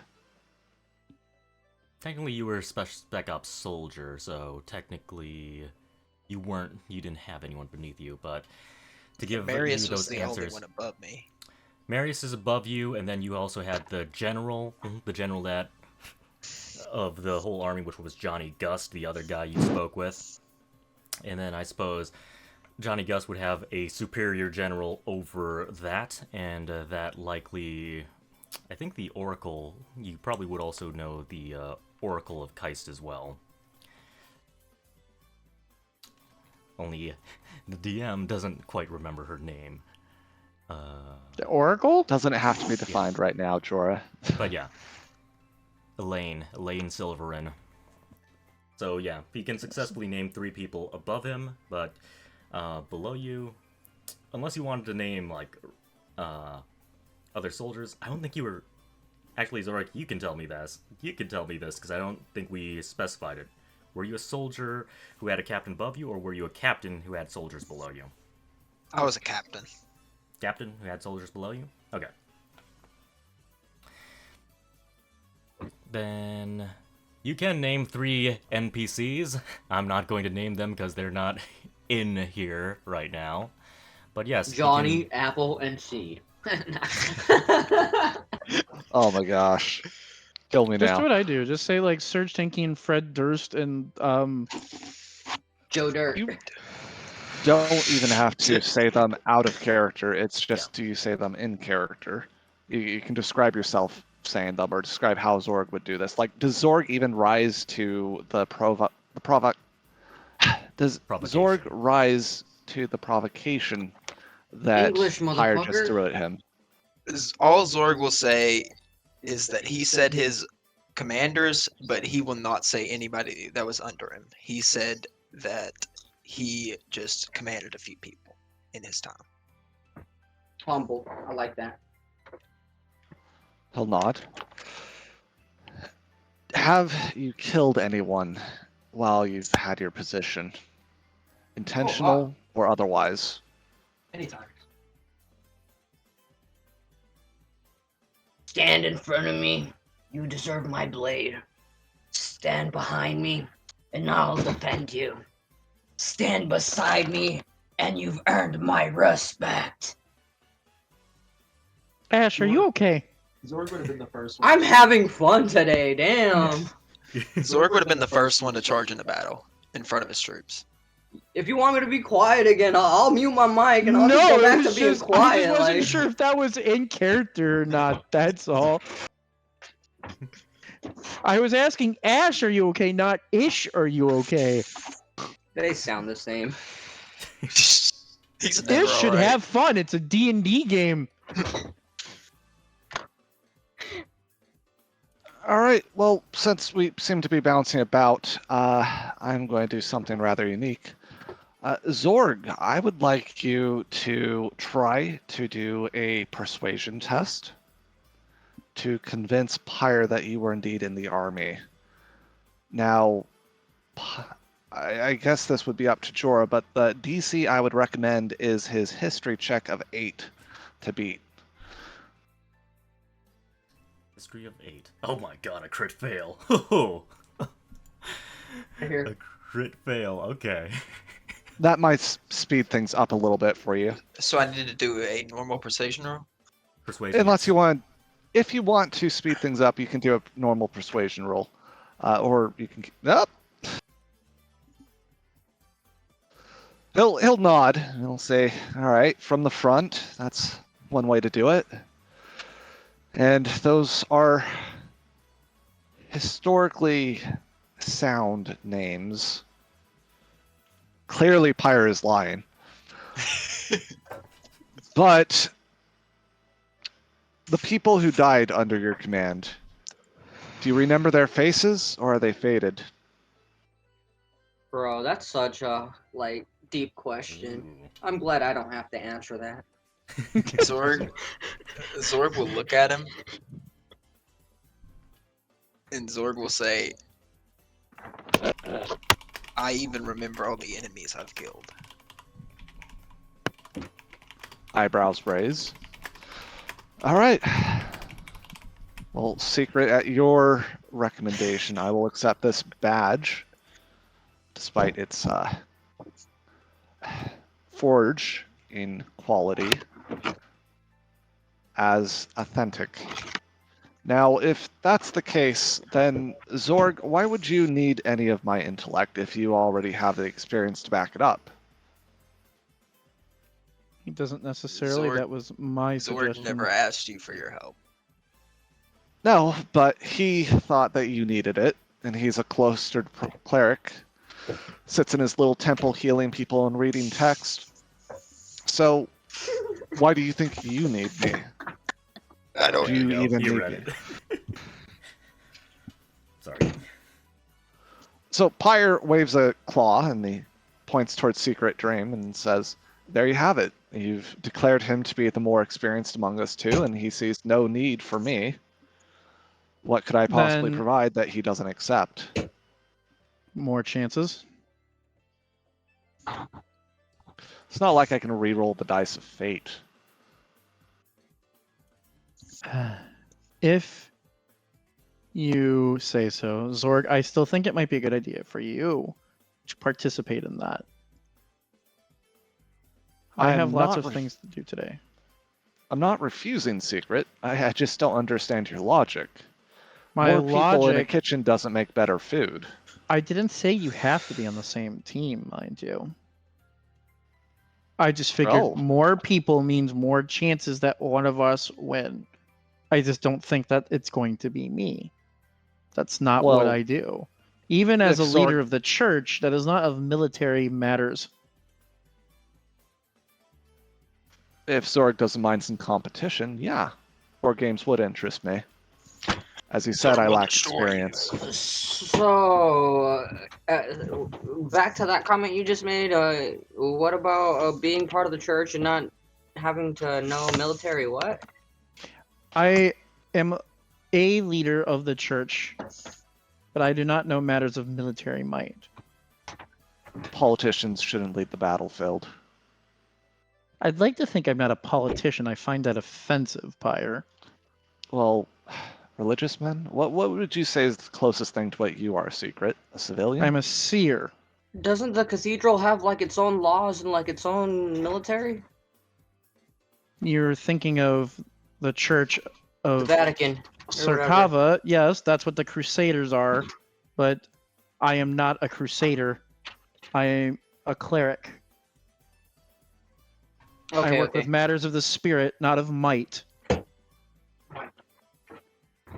And faith alone doesn't earn the bread and stop the blood. No, but The knowing which greatest- way the dice are going to roll and how to heal people certainly does earn a lot of bread. The biggest Well, you're genocide not- were committed in the name of God. You know, robbery is always a good way to make some quick coin. Okay, you both are none. He just kind of sighs. I would think that you two would have the best chances among this group, especially while Ash is hopefully still digging out his information, and I'm doing, as much as I hate to do it, politicking. What about Stefan? I don't know where he is. He just said he had things to do today. Well, I suppose we're beneath his notice. As long as he remembers his responsibility. I'm sure He'll he be will fine. remember his responsibilities. He has not failed us yet. He was very indispensable and extremely which useful is- when we were in that mine. Which is why I brought up his name as leadership potential. But I- regardless, Don't know if he'd want to do that. I was going to ask if he wanted to participate, but he seems to have things to do today, and I'm not going to be his mom and drag him away from it because he is an adult, and if he has things to do, they must be important. leave the kids to play the games. Well, when you put it like that, sure. You have no So what idea where he next? is, Monica. No, I think he said something about having an important meeting with someone. It might be with Well. Rince, or maybe it's someone else. Occasionally, Well. occasionally my caretakers like talking with each other once in a while. You make that sound so weird when you put it that way, but okay. You are 18 at this point, yes? I think you said? Yes, I am 18, but I still have a lot to learn about this world. Sure, but Blake Custody's a bitch. you know I'm only 2 years older than you. Keep it in your pants. No, I look over at Ash and say, I already have a target for that, and she seemed to enjoy herself very much, thank you. I just give him a fist Monica. bump. I think that I would, if you're not doing anything, could use your observation skills. If Zorg and I or anyone who faces us come against us, you might be able to point out what we've done right and done wrong, strengths, weaknesses, and let Secret know what you thought about our performance. That way it's not just a corrupt and bribed reft, but a neutral judge. Keep in mind, I don't care which one of you wins. It's just a matter of there must be something at that game that is worth our attention if Father brought it up. Zorg seems to care. So at this point, I could probably just... At this point, let's just say that Monica does give you some passing details of what she's heard about the war game. So, with the war game, just some of the things I've heard about the war game. Apparently, you can gather a whole bunch of people and fight on the same side as them. So, Zorg and Pyre don't necessarily need to be fighting against each other. You could certainly have smaller captains and then have a big overall general. Or you could all act independently and form corps. And out of character, it is essentially like squad. It is essentially, basically, it's going to be squad based. Each player, at the beginning, we're probably going to just go with one extra unit plus your character, and then the third one is going to be, you can enlist your important NPCs to help support you, and they typically give you a unique ability or unique buff that you can pop whenever. For example, with Zorg, with Johnny Gust, Johnny Gust can create a 5x5 area of effect, and at the end of Zorg's turn, it deals damage to everything that's in that area of effect. But yes, I summon Zygon. He's on my team. Yeah, I don't think he's... Go, Dad, go! Even if he was here, he seems to think you're a bitch. I don't think he'd fight for you. I don't think he's wrong. So- Also, thanks for the vote of confidence, Secret. I was first of I all, go I was over saying there and that out of tap him on the shoulder. characters. I feel that. What's family? both a blessing and What's a curse. Dad? Whenever you did say that you met your dad, Ash was looking at you with like big ass like anime admiration eyes, and his mind was like, "Wonder what that's like." All right, let's get on to less uncomfortable subjects. Taxes. No. Do we have to pay any taxes for the game, Monica? Taxes. I haven't heard anything about taxes for the reward monies, and they're hosted by the noble houses themselves, so... Or loot. Well, since I don't think anyone here wants to join it, I'll have to do some recruitment. Before you get all excited, I would like to talk to you, Pyre. Possibly alone for this one. Zorg knows how to take a cue. He'll walk outside and guard the door. I mean, Zorg Please and make Ash... sure nobody... If you two if somebody tries to get past you, please make a ruckus, you two. A ruckus? Allowed. I'm pretty I good need at to know that. somebody. This is not something that I will tell you both later once I have the details, but normal people absolutely cannot hear this conversation. Oh, okay. I see how it is. I'm normal. Sure, for now. Normal's relative, Ash. All right. Well, I guess I'm gonna go ahead and try and see if I can find some info on Darren Stormbright as I head out the door. If y'all don't need me for the rest of. Not for this conversation. I'll tell you about it later. Promise. I promise I'm not trying to keep secrets. Even though it's in my name. Sure. Yeah, that's what I'm. Ish just side eyes, like sure. I appreciate, before you go, Ash, I appreciate your help in this matter. And I promise, as much of a dick as I can be, I've noticed how helpful you've been to the mission. And I appreciate it. I just kind of wish Darren wouldn't have to get thrown under the bus so soon. I'm not gonna... I will do my best to, while throwing him under the bus, to do it delicately and make sure that he comes out the other side. Also, what's a bus? Under the carriage. Oh, I know what a carriage is. Thank you. What's a carriage? You're supposed to say what's a bus? It's a both a blessing and a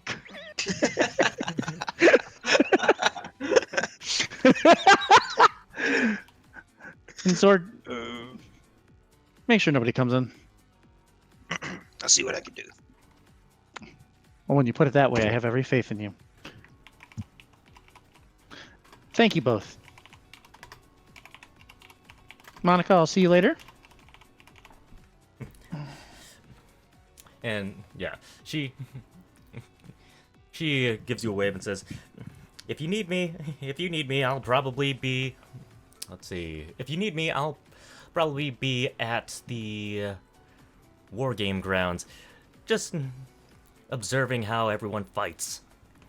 'Cause it's pretty likely we're going to see all sorts of military tactics from all over.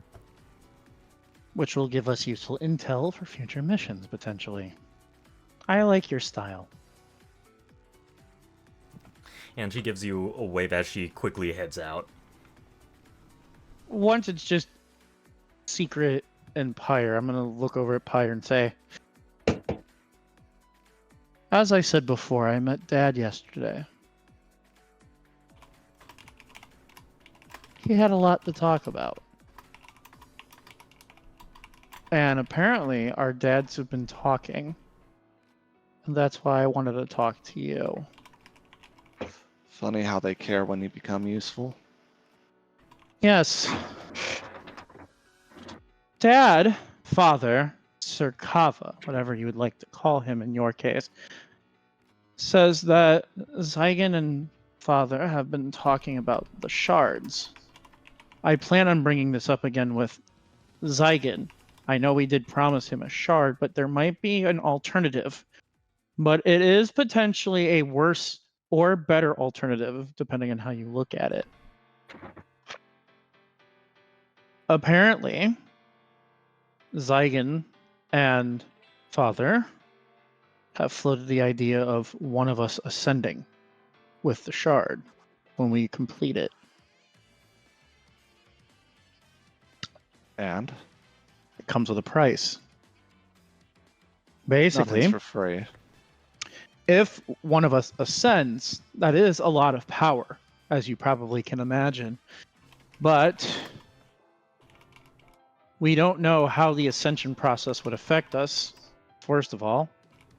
And second of all, even if we are ourselves after the ascension and we don't go mad, we would basically be tools of the gods at that point. And I don't mean just giving suggestions on where to go, but I mean, it sounds like that we would pretty much, if one of us did it, completely lose our freedoms. The gods would see us as their pawns. The people would see us as the pawns of the gods. It's a hefty toll, in my opinion, especially when Father values and preaches so much about individual freedoms, which is a sentiment I echo. It basically Sounds like sounds you've already like made up your mind, I don't want to do it. but you do. No, I don't. Then why are we talking about it? You Because got a taste of your father's attention. You're willing to give up your freedom to get some more. no. I have gotten a taste of father's attention, true, and I will admit it was useful as he taught me how to do a few extra things with my powers. But I like being me. But they said it should be one of us, or theoretically one of us, should one of us accept. Who is us? You or me. That's the problem.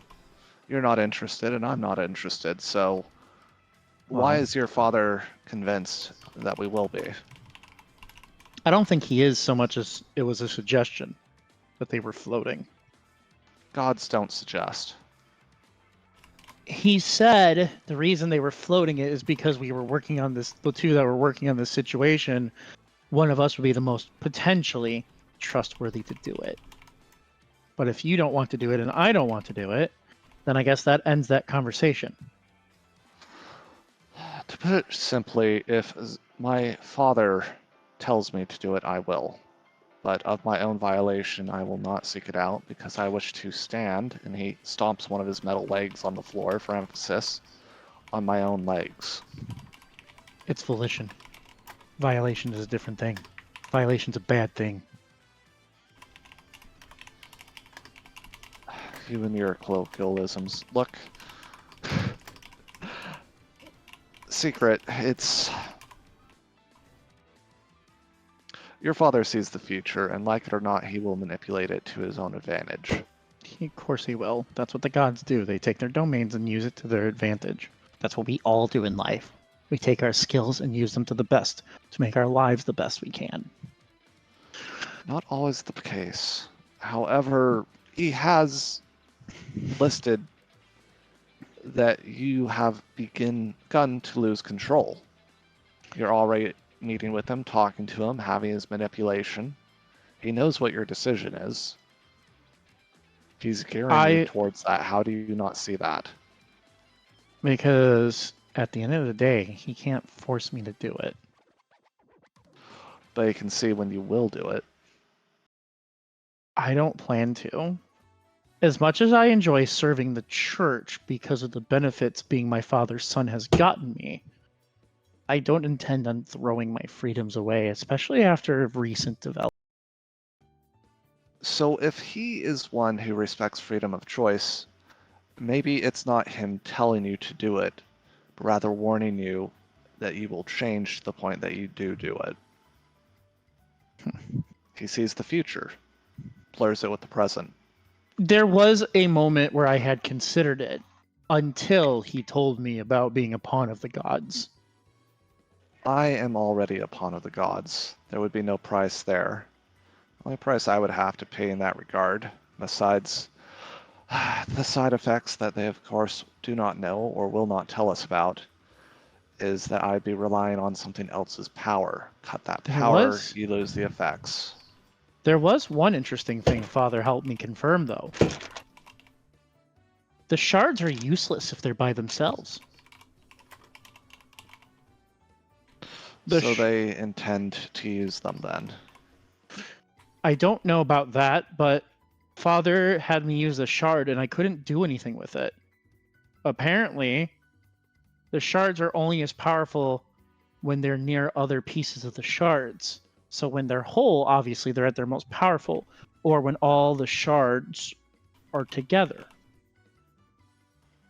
Have you considered why they would even be considering this? We wanted to separate them. That was the point of giving it to my father.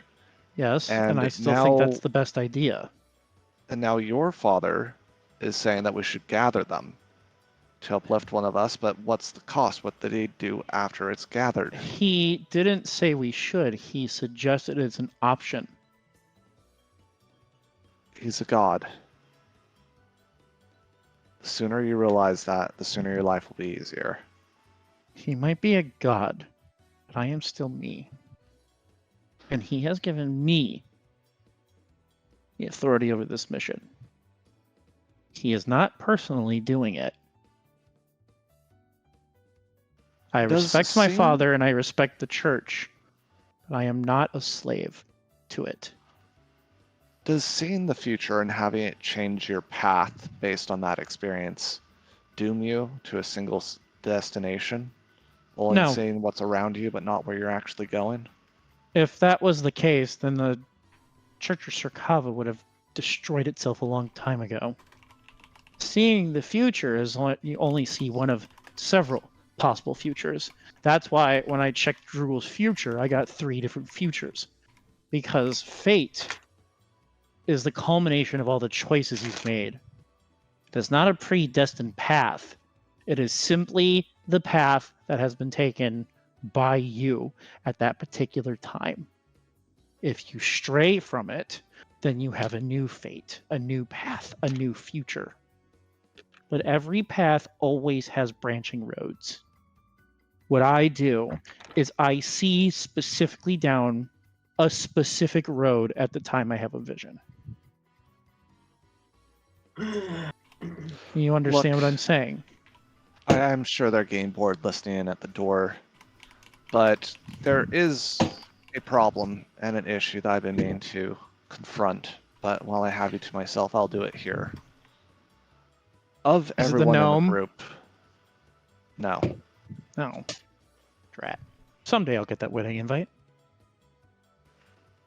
Just gives you a look like he's going to run you through. What were you saying? Of everyone in the group, who would be the best spy? Who would be the least likely to be suspected of anything? I'd say that depends on who you ask. You and me will always be in the spotlight and people's suspicions because of our positions in life. I would argue Ash, if you want your spy to not be seen, or Stefan, if you want your spy in plain sight. And Zorg is the one that I would pin, because he is the only one who has refused to explain his motives. Hmm. The closest we've gotten of who he is that little badge he flashed on you that you seem to believe. Now, what terrifies me, What is that? I kept me believe up him? last night, Zorg has no fear of meeting my father and seems to have every belief that he can come out, not just surviving the interaction, but victorious. You think he has one of the weapons? I'm thinking, that's not what I'm thinking. I'm thinking that he has a means, whether he's been lied to or not, to kill my father. And that's why he's so keen on meeting him. He doesn't strike me as the suicidal sort, nor as the philosophical, nor as the argumentative. He fights. He has the experience to back it up. And what are you worried about? Who built You're worried this about your world, father's Secret? death? Who built this world? Yes. The gods. Zygon built this world. And his brother, Arcus. Zygon had a part in it, but don't forget, just as your my father might manipulate me, your father is not exactly the type who wouldn't manipulate you either. I am aware of these things, but still the question must be asked if the physical world, the mortal plane, was forged by Arcus and Zygon, and Arcus is no longer in his position, and Zygon is the only one who remains here. If Zygon is destroyed or corrupted, what becomes of everyone on that plane? What becomes of the mortal world? If you take the legs out from the table, people on top fall. Let me ask you. Zorg has proven himself a very capable warrior and fighter, but to go against a god at his current state is suicidal. I don't believe Agreed. he has the means to kill Zygon. It is could be very bait, possible for that all I know. he might not be suicidal, but it's very possible he might have a different cause that he's willing to die for. We do not know, as you said. It's not even necessarily our business. The important business, though, is obviously the War of Ascendancy. I don't think you understand the nature of what would happen. The end of the mortal plane, there would only be the fallen and the Horizon. Nothing in So- between. Are you saying you want to kill Zorg just in case he can kill your father? Is that what you're saying? Because that's I don't- obscene. I don't follow and fight my father's battles. I'm telling you, if they're prepping us for ascendancy, it's because they're planning on falling. They've foreseen their own deaths. And there is something much worse than those shards coming. I already told you there was lots of war in this future. The very, very far future, if it is not prevented today.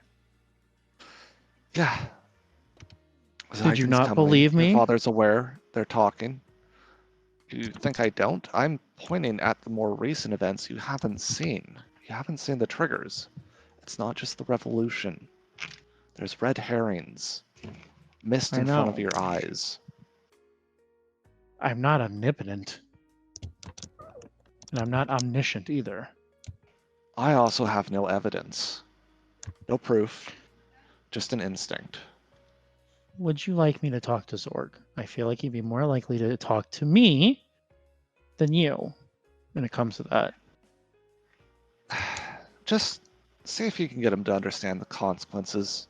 The end of his existence, not just for himself, but everything he's ever cared about, should he kill my father.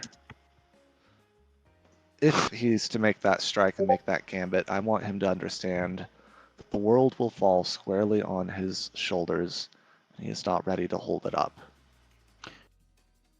I will have a talk with him today.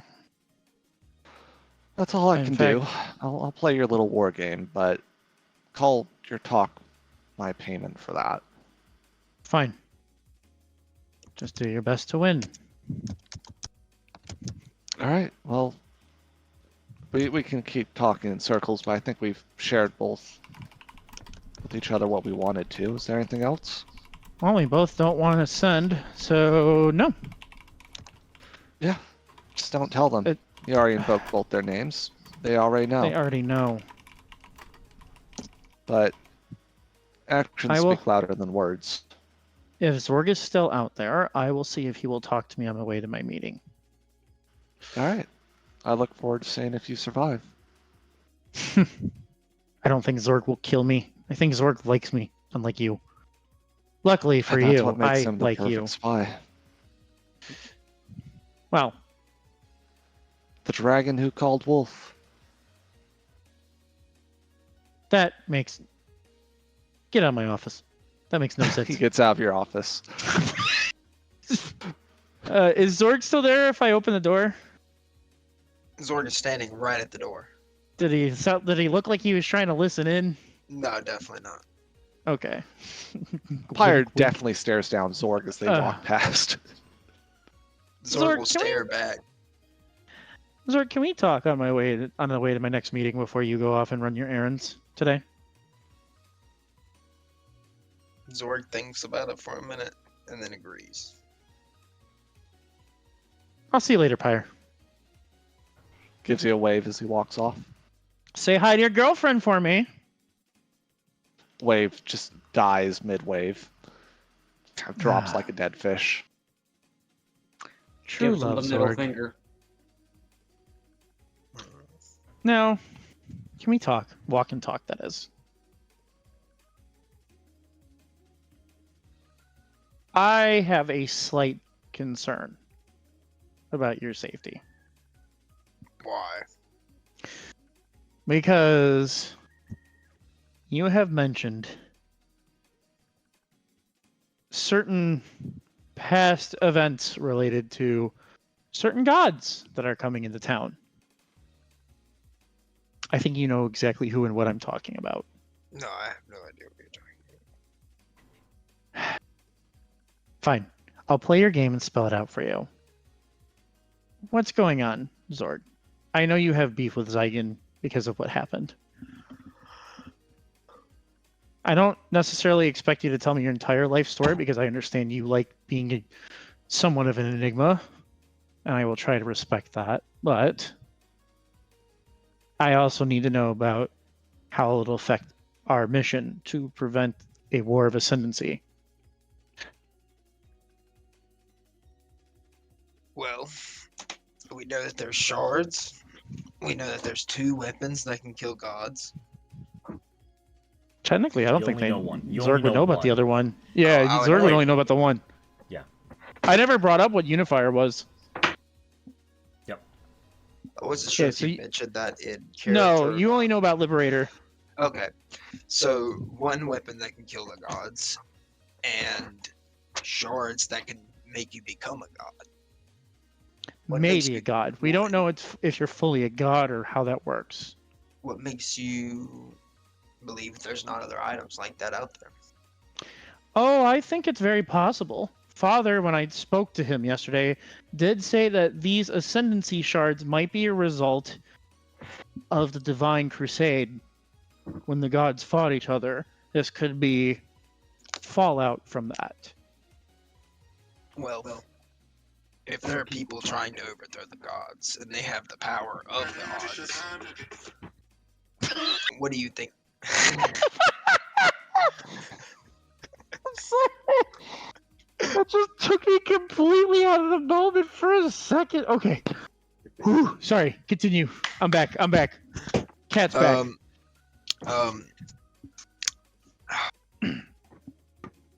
What makes you think that there's not people with the power of gods that are trying to fight the gods?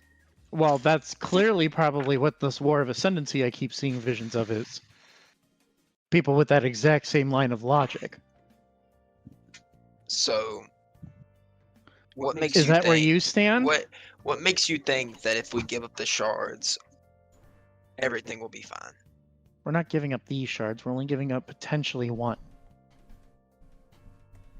I have a different theory as I've been going through my life these last few days about what I want to see happen with these shards.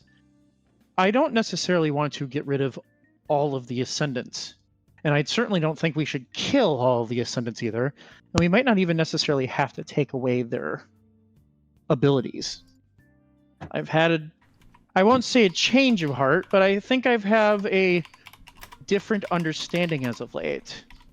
I think, as you know better than anybody else in this world, there are good people, neutral people, and evil people.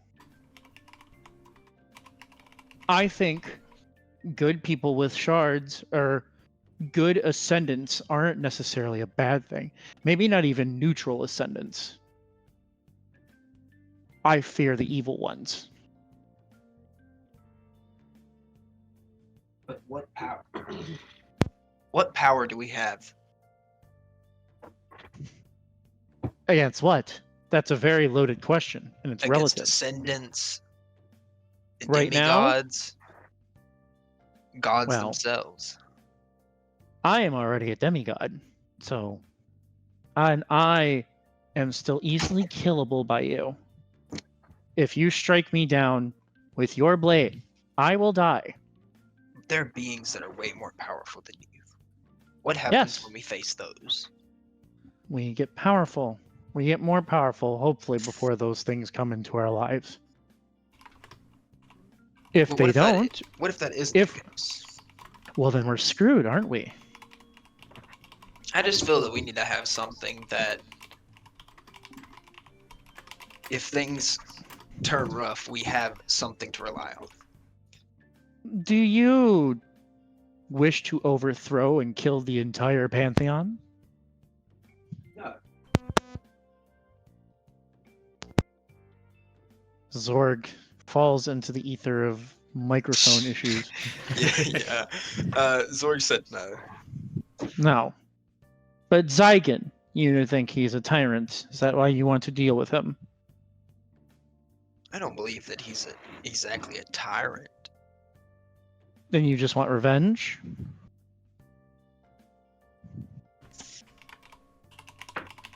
It's a mix of both. Zorg would like revenge against Zygon specifically, but that doesn't mean that he wants to exactly kill Zygon or remove Zygon from the Pantheon.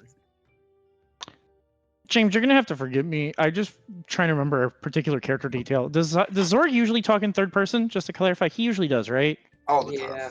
Yeah. he Okay, I does. just wanted to make sure that Yep. I remember if I remember that right. Okay. So you are.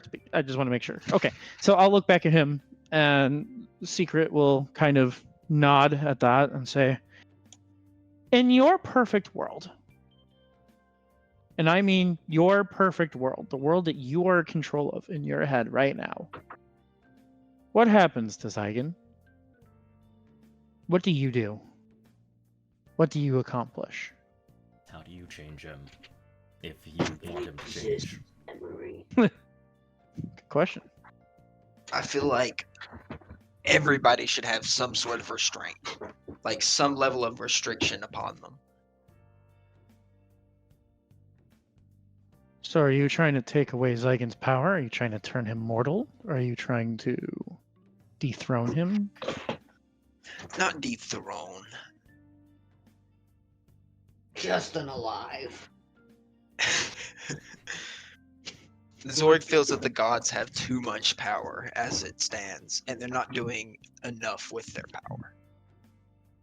I would like to propose a different idea, if you don't mind. Oh wait, Secret will wait for his permission to do so. Like a nod or something. Do you give a nod, Zorg? Okay. Zorg will nod. Consider this. You know of the world is made of aether and mana and things like that. And the gods themselves have an unbelievable amount of mana that they are comprised of and control. Yes? Indeed. The world, the gods walk among this world in very particular ways. Have you considered why that is? Why they walk among us, mortals, instead of making their own domains somewhere unreachable? I have a theory. Tell me. I believe that the gods, while they are truly gods, I believe that the Pantheon is not necessarily the original Pantheon, so to speak. We already know that there are gods that have been exiled in the past. There was wars fought over that. What is to say that before that Pantheon formed, there wasn't a Pantheon that they rose up against? For whatever reason. You follow me? Gods who precursored the current gods. I agree that there was probably gods before this current pantheon. Now, Whether let's they- talk about whether they the have reason. become- Oh, Sorry, go ahead. Go ahead. No, go ahead. I didn't realize you were speaking. Sorry, go ahead. Whether they became evil gods or dark gods or just was removed from their ascendancy in general and someone else took up their position. I believe that there are still gods that are not in the current pantheon, but they still possess the power of gods. I agree. The reason I bring it up, though, and the reason that it's important to note that the gods walk among us, and the reason I bring up the idea of our world being comprised of mana and the gods being comprised of a lot of mana, it goes back to the question you asked, or the statement you made. You said that you feel the gods have a lot of power and they don't use it enough to change things. Right? I think that's very much on purpose, and I think that's very much a safety mechanism. I think Now, I have not confirmed this. Obviously, my father would not tell me the secrets of godhood, even if I asked after meeting him once.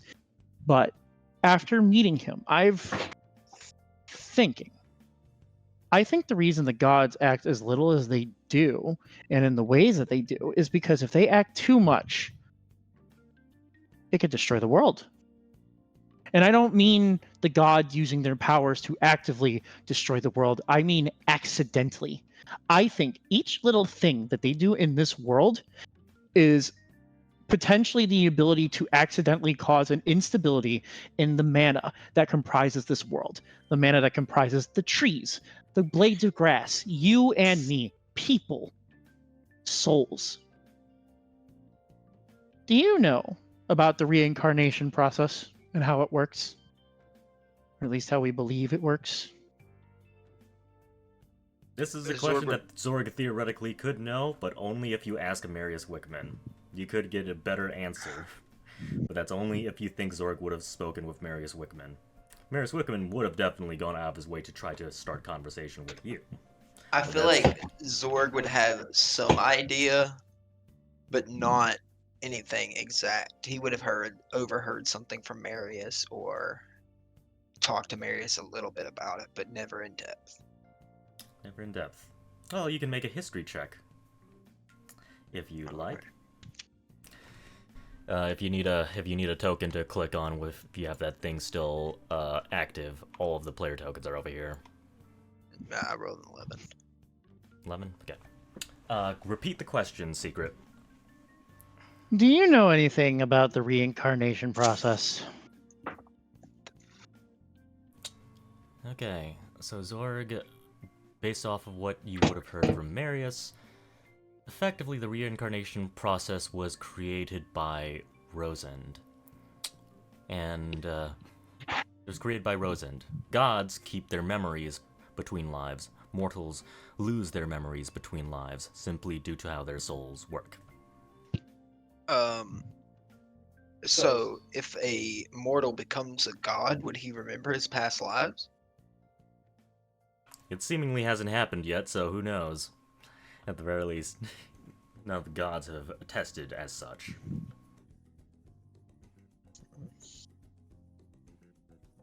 Does he ask that in character out of curiosity? No, that's just a Okay, out of character that's just you. question. Okay. I'll wait for him to answer and see where he's at before I talk to him like he's 5 if he already has a fucking PhD in this thesis, and I'll let him answer the question before I continue.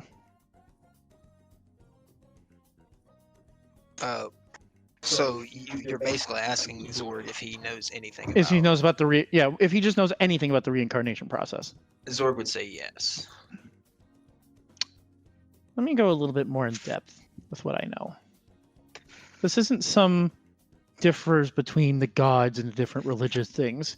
This is something that the Pantheon seems to teach all the clerics of all of their churches, not just fathers or Zygons.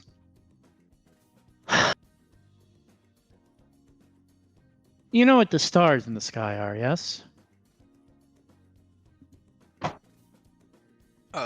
Would At Zorg know night. that- yeah, like Souls. Marius Okay. probably would have mentioned it. It's something that even the orcs of Drenzus would have said that the stars in the sky are souls. okay.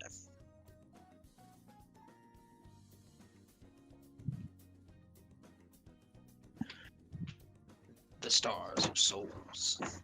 Yes. Now, souls. What do you think those souls are made of? Mana is my guess. Just mana? Probably more than that, but do you know how long reincarnation typically takes? That's actually something I have been taught. Would Zorg know anything about that? Probably not. Okay, so no. The reincarnation process for a normal mortal usually takes about, even a demigod such as myself, usually takes about 2 years. That's pretty quick turnaround, don't you think? Indeed. Now, when I die, even as a demigod, my soul is mortal. There is a very good chance that I will forget my current life when I am reborn, and there's an even greater chance that potentially I will not be a demigod next time. Now, don't you find that interesting that I, flesh and blood of a god, partially a god in my current life, in my next life could be someone completely different, a normal person? That to me means that the soul is something very basic. Something that I'm not even sure the gods have a complete and total working knowledge of. But I know that there's mana involved. And I know that, in my opinion, it is... Now, I want to stress this, Zorg. This is just my opinion, and this is only what I've been thinking about over the last few days. This is not something I've read in a book. This is not something that's been taught to me by the church. In fact, what I am saying might be even considered blasphemous among several churches. Please keep that in mind. What I'm saying is, the reason I think the gods don't act as much as you would like them to act to change to make things better is because I think if they do too much, especially if each god keeps doing their own little thing without talking to the others, and potentially screws up the mana balance of this world that they have created and is so fragile, then their good intentions may end up accidentally destroying the world. Jorah. Yeah. Would Zorg know if Marius has ever attempted to create a soul? That depends. What have you ever asked? Would that be something that Zorg would be curious enough about to ask him in person? It depends if he's seen something like that on the battlefield. I mean, you've seen him drag the souls of recently deceased soldiers back into their body. Yeah, especially your own soul. He's also put your own soul back in your body when you've died. But I've never seen him conjure a soul, just... No, but if you asked him about it, then I can give you an answer, because he would freely answer that. Zorg would probably have asked him. Zorg would probably be interested. Have I tried creating a soul? Well, the thing is, I might be skilled at manipulating souls, but no, I wouldn't be capable of creating it. A soul is, even with as much as I know, a soul is beyond my knowledge of creation. I'd need to study for many millennia, likely, to even begin to understand that. Or, be a disciple of Solum, the god of souls. It's likely he knows much more about it than Rosend does. But Marius is not a follower of God, is he? He was formerly a follower of Rosend. Technically, he still respects her tenets, though he's not. You don't know because you didn't actually ask him recently, but he doesn't seem to give the impression of being a current cleric of Rosend.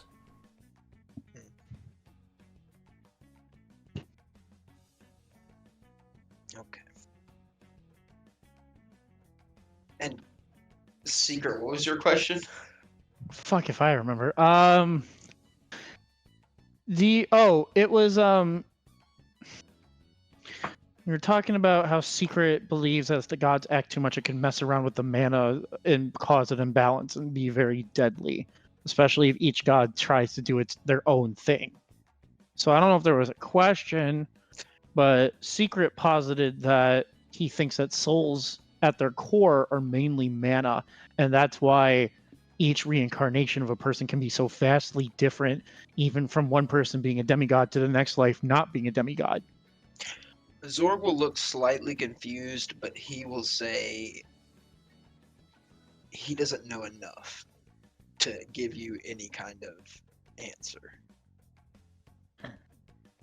I feel like we're veering off topic. The important part is the mana. The mana is what I'm trying to get at. Gods are comprised and control hundreds and hundreds of times more mana than you and I will ever control or be comprised of at our most powerful. What do you think the responsibility of bearing all that mana is?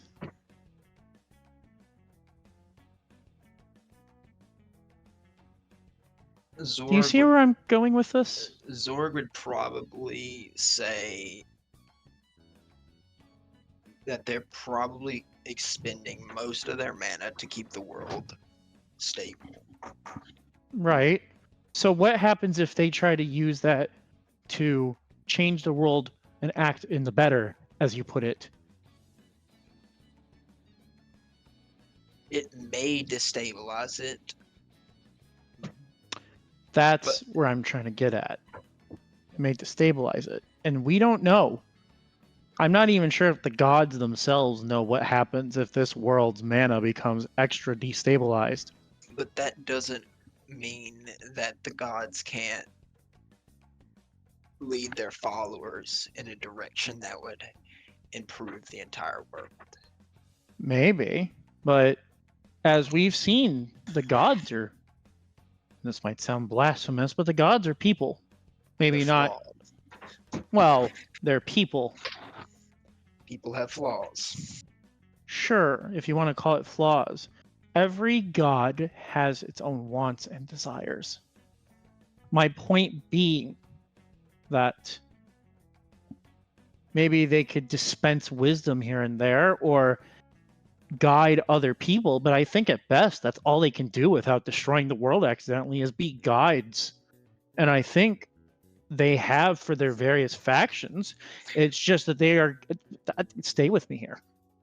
It's just that they guide them towards what they want because they can't directly act in the way they want without destroying the world. So could they act better? Sure, they maybe could.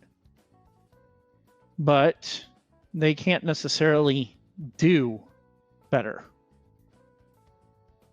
Now, obviously, some of the gods have shown that they are willing to expend lots of mana to great dangerous effect to people. I think you know exactly what I'm talking about since you seem to personally have witnessed some things. But the problem is I'm wondering if you're holding the gods to a standard that even they can't hold themselves to without accidentally destroying the world.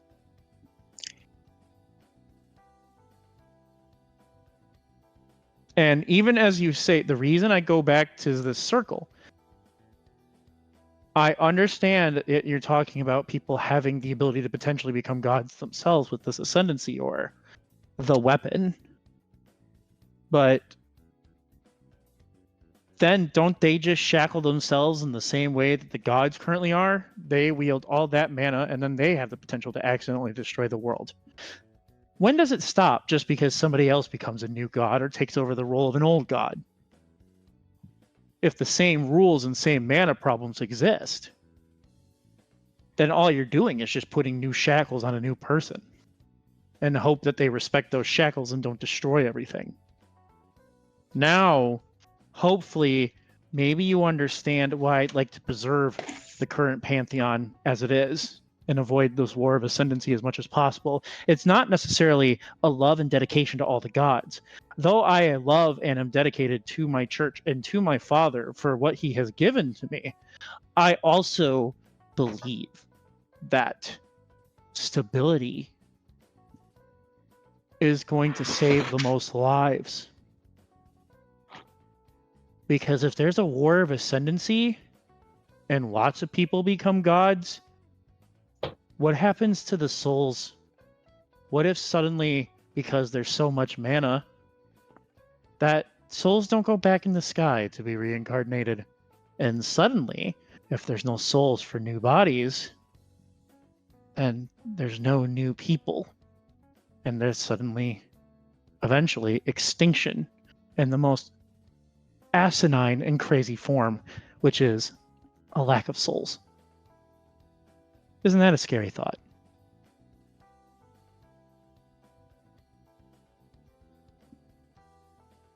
Zorg will look at him and contemplate deeply. Mortals fighting each other doesn't necessarily cause that. Because mortals, when they die, such as you or I, will just go to the sky. But as long as we keep everything stable, the Pantheon as it is, and the Pantheon keep them from directly fighting each other as gods, then there will always be souls to be reborn, and the world will always be able to heal. That is my motivation.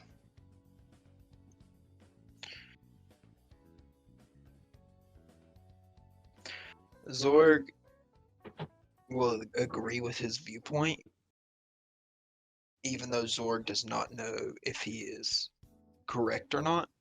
Hey, he could be wrong. This is just a theory. This is just a theory I've come up with since talking to Sirkava last time. I'm looking at Jorah. I'm hoping that anything. I was hoping to see any telltale nods, like I was on the right track for something. But I got have no nothing. clue. I got nothing. That I'm either not means gonna I'm throw wrong. any hints. I'm not gonna throw out Listen- any hints. You Hey, freaking listen. kidding me? Were you expecting a level 5 cleric to talk like this, though, out of curiosity? Listen, man. I was expecting one of you to dissect the lore of the world and try to figure out the mystery. I was expecting at least one of you to. Yes. Oh, shit. You found the guy who loves to do that. My point is this, Orc. Even if you do something to Zygon and you're successful, let's say you even kill him. Now, Pyre is fully convinced if you are able to kill Zygon, that the world will just simply fall apart, since he had a part in fashioning the material world, supposedly. I don't agree with that, but what I do agree with is if you kill Zygon, at least Zygon, for all of the terrible things he's done, has restricted himself from destroying the world by putting too much mana in it. The thing I worry about is whoever replaces his mantle potentially being a worse person who doesn't respect what happens, and then the other gods have to get involved, and then the mana imbalance becomes even worse because only the gods can truly fight the gods at that point. That is my concern. So I ask you for now to not fight Zygon, because while I don't know if you have some sort of method that I don't know that you already have, or you will just end up dying needlessly, I'd rather not see you either die needlessly or potentially succeed and completely let somebody else take over the position of Pantheon and make it worse.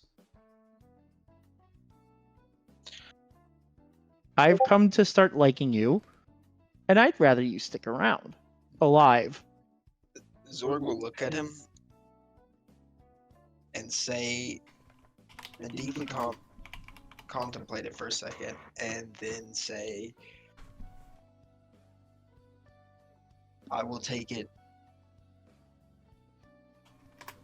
into consideration. That's all I will ask. Just note, if I think your actions will have even more dire consequences than just simply your death, I might have to intervene, but only for the sake of the souls, the mana. I will try my best to save you, but I will never betray you.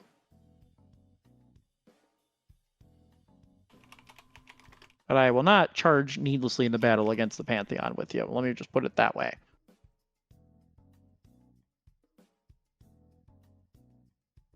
Zorg will look at him like, when did I ever ask you to join me? Never, but you are a part of my mission, and you have proven to me that you are more than capable, and I like you as part of the mission. and I find that you are interesting, and I consider you a friend. I am just trying to hope that I can talk some sense into you, that you live, and maybe get you thinking about the mysteries of the world in a different way. Zorg will take everything that he has said under consideration. That's And all I can ask. we'll say, it was good talking to you, It was good talking to you too. and proceed to walk away. Wish me luck. I'm gonna try to get that shard. Zorg will continue walking away and throw a quick thumbs up. That's good enough. Well, I'm gonna go in my own direction to that meeting now. But I think So- we lost. But I think we lost Stefan. Yeah, Yeah. there were some personal things that came up. I'll be big about it on recording. So do you want to stop here for that? Because I feel like he's kind of important to that meeting, or is there something else you wanted to cover instead? He is important to that meeting, but I can actually shift the camera over to Zorg and Ash if you two want to begin your militia training. Alright, that works. All right. Actually, if I may speak up here, militia train for the revolution or for the war games? For The the revolution, revolution. Best of luck, gentlemen. I need to head on out about this time as well, so now looks like a good time for me to do that bow out transition. I will be back when I can. I think I'm not able to make it next week, so it'll be the Session. week after. Okay. I typed to Jorah and he mentioned someone taking my role in the role games. If they're interested, you're welcome to do that. Tactical, lack of empathy. Those are Pyre's big things. But beyond that, if no one takes it, just RNG or Pyre loses. Congrats, Sorg. I don't really know who is most tactical out of us. I The war roleplay game- tactical. Don't actually be Yeah. tactical. There's a difference. In the war game, you can assume that all of you will be on the same side versus another army on the opposite Okay. side. Maybe basically. a better way to do it is Pyre needs battlefield experience, so he will be on the field and let Zorg control him, because Zorg has proven his experience over him. He is not one to headbutt authority when something is clearly proven. So there you go. You can control Pyre. That's probably the simplest way. Send Pyre straight into battle. All right. I'm gonna murder you. All right, so heading on out. I won't be here next week, but the week after, I think I'll be here. See you guys. That's good See seeing you. ya. Take care. If it's mostly going to be malicious stuff and it's not going to be meeting, I might also pop out too. But I will be here next week. All Are right. you I'm sure like about him. that? Oh, I know for sure. Unless something drastic happens to me, please do not put that out into the universe. I know Dawson would.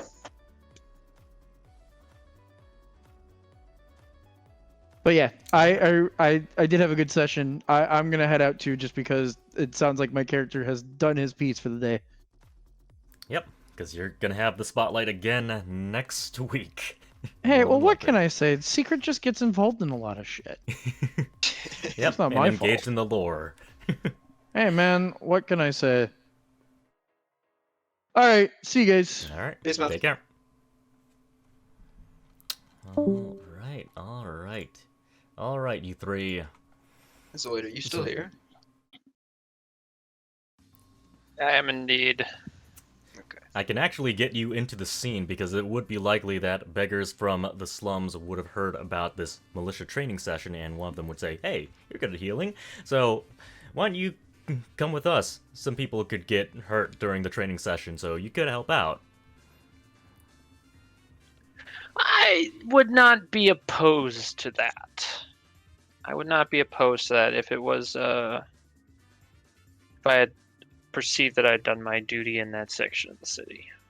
Yeah.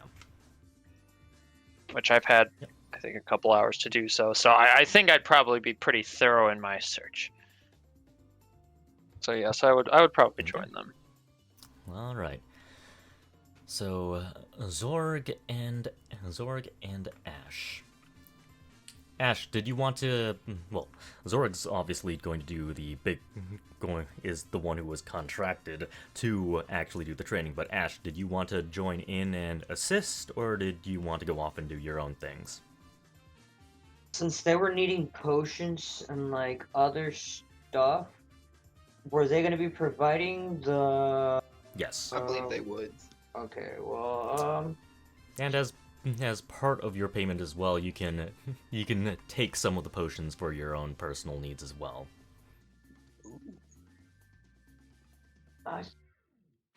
I'm gonna try and start with the potion making. I'm gonna read through the botanist guide right now while you and him do some stuff, and I'll make some notes on what I kind of see what I want to do, and Okay. figure out how we can make that happen. Haven't been I able to will- write anything this last week, so it's made some progress, but I still need to get into all the fancy effects and get out of the vegetable and other edibles sections. I will be right back. Okay. But if you want to do that later and you want to participate in this event, you can do that too. We'll just say that you can make potions in the same day and also participate in the training session if you so desire. Alright, it seems like it'd be something you're interested in me doing. I'll definitely join in the training session. Okay. I'm gonna teach him how to bite. You say that when Zorg is around, and we'll see how he reacts. I'm back. All right, welcome back. So, all right, Zorg. So you head towards the training grounds right next to the Colosseum of Steel, and the old soldier Darren Stormwright. You see him in front of a large group of people, about 100 people who look like they're not that well off, whether they're beggars or lower class people. None of them seem like they're well dressed, and some of them don't even look like they're well fed. You can see plenty of food and other things prepped on the side that have actual like armed mercenary guards and armed thugs around them. So these people might not be devoted to learning, but they are interested in a free meal. And he sees both you and Ash approach. He gives you a bit of a wave. All right. So how are you going to approach? You also see at the same time you also see the you never saw the Thri-Kreen, but you see an unusual robed figure begin to also move towards the training area as well. Zorg will walk up to. Is it Darren? Yeah, Darren Stormwright. Okay. Yeah, Zorg will walk up to Darren and ask him if he is ready for him to start his job. Yes, they've been all prepped and all ready for you. Don't go easy on them. I told them that if they want to be fed, they need to work for it. So by all means, give them the Spec Ops training. And don't worry about all the food and all that stuff. I ran this idea through the House of Crown, and it seems like they're in full support of forming a local militia to combat the banditry problem. At the very least, it's been greenlit by both the House of Crown and the House of Veer. Good. Combat experience is always good. All right. I'll leave them in your capable hands. And he gives you a little pat on your shoulder, and he begins walking away. All right. How are the men organized? They're kind of like they're not even in neat rows or neat lines. They're kind of like in a disorganized mob right now. Are they all looking in the same direction or not? Yeah, they're you pretty much have their attention. Drugal's also at the very front. He's not in the mob, but he also says, if you don't mind, I'll also be assisting. You're not the only one who's been in the military before. And Alright, with a group this big, I think you'll need a few lieutenants. It's always good to have some help. Alright, Zorg will look at the people, and he will shout up, "Foreign lines!" Form lines. Alright. Form lines. Just make an intimidation roll for me, please. Okay. Normal? Yep, just normal. 18. Okay. You shout this at the top of your lungs. Form lines! You can see the people in the front, they immediately fall into line, and the people in the back, like they hear it, they slowly begin falling into line as well. Zorg will yell out, "If you want to be fed, you better move quicker than that." You heard the orc, and you. He points to a guy in the back. I've got my eye on you, buddy. You'd best be paying attention to everything. Any slackers are not going to be getting anything. And Zorg will shake his head. Alright. Zorg will shout out, "Alright, we're gonna start out with some running. I want to see y'all move as fast as y'all can across the field and back. Whoever does exceptionally will be especially rewarded." And for those of you who don't know your left feet from your right feet, follow me. And Drugal leads the way. Alright. Ash, is there anything you wanted to do? I don't know how well I'd be at,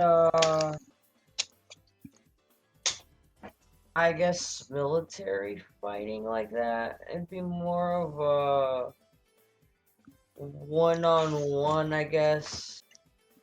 I will, Star pit defense could- style. if Ash is going to be helping me with this, I do have things that he could do. Okay. Because it sounds like you could be like the solo sparring person. Like Yeah, you could... that's...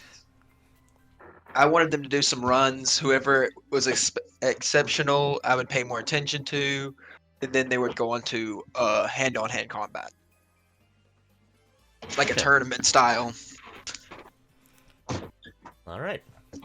There are 3 people in particular who do stand out, and they're all 3 of the people that Drugal had suggested to become mercenaries.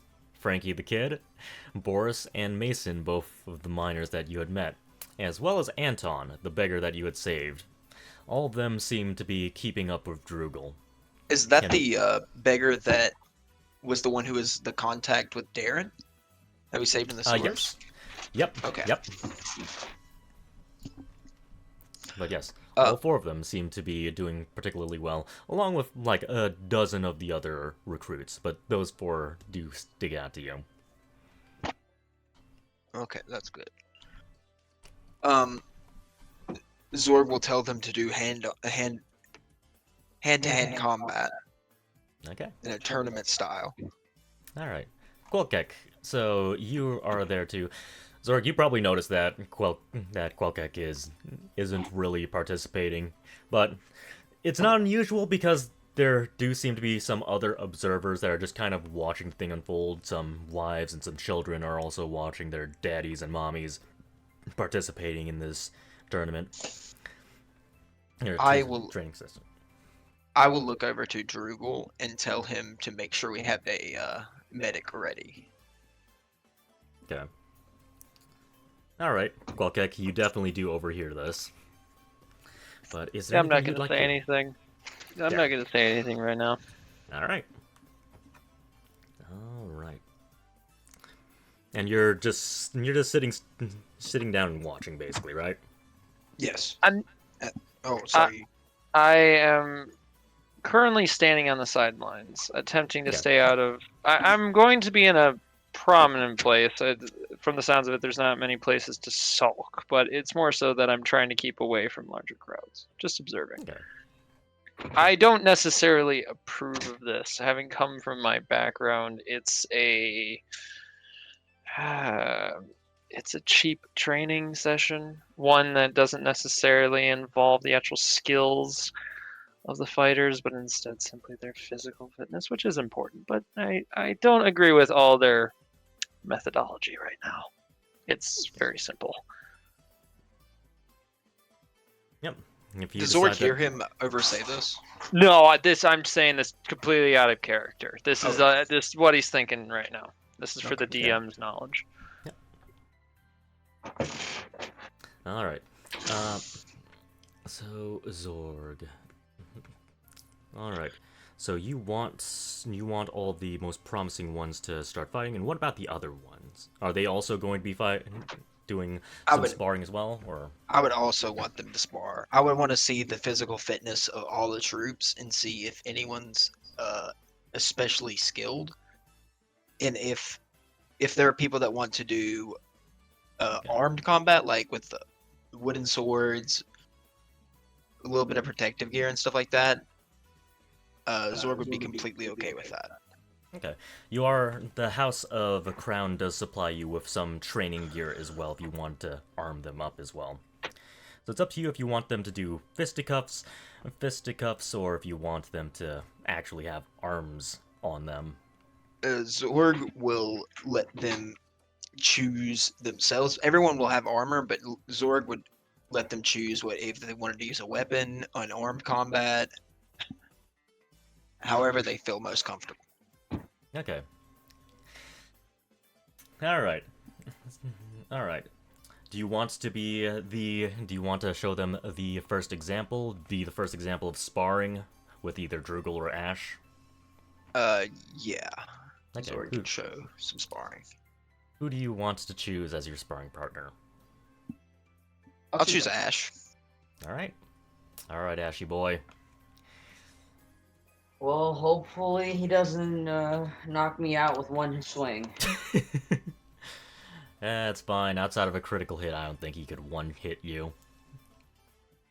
Alright, so You say that, but I'm looking at this 5'1" lizard folk, just looking at this beefy boy in front of me.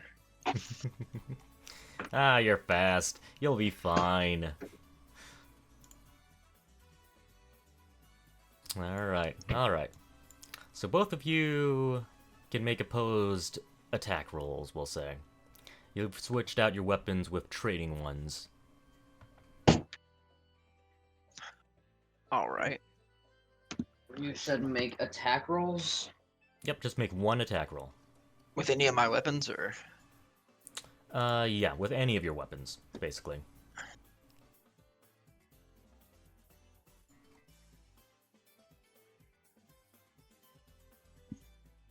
Great Club 14.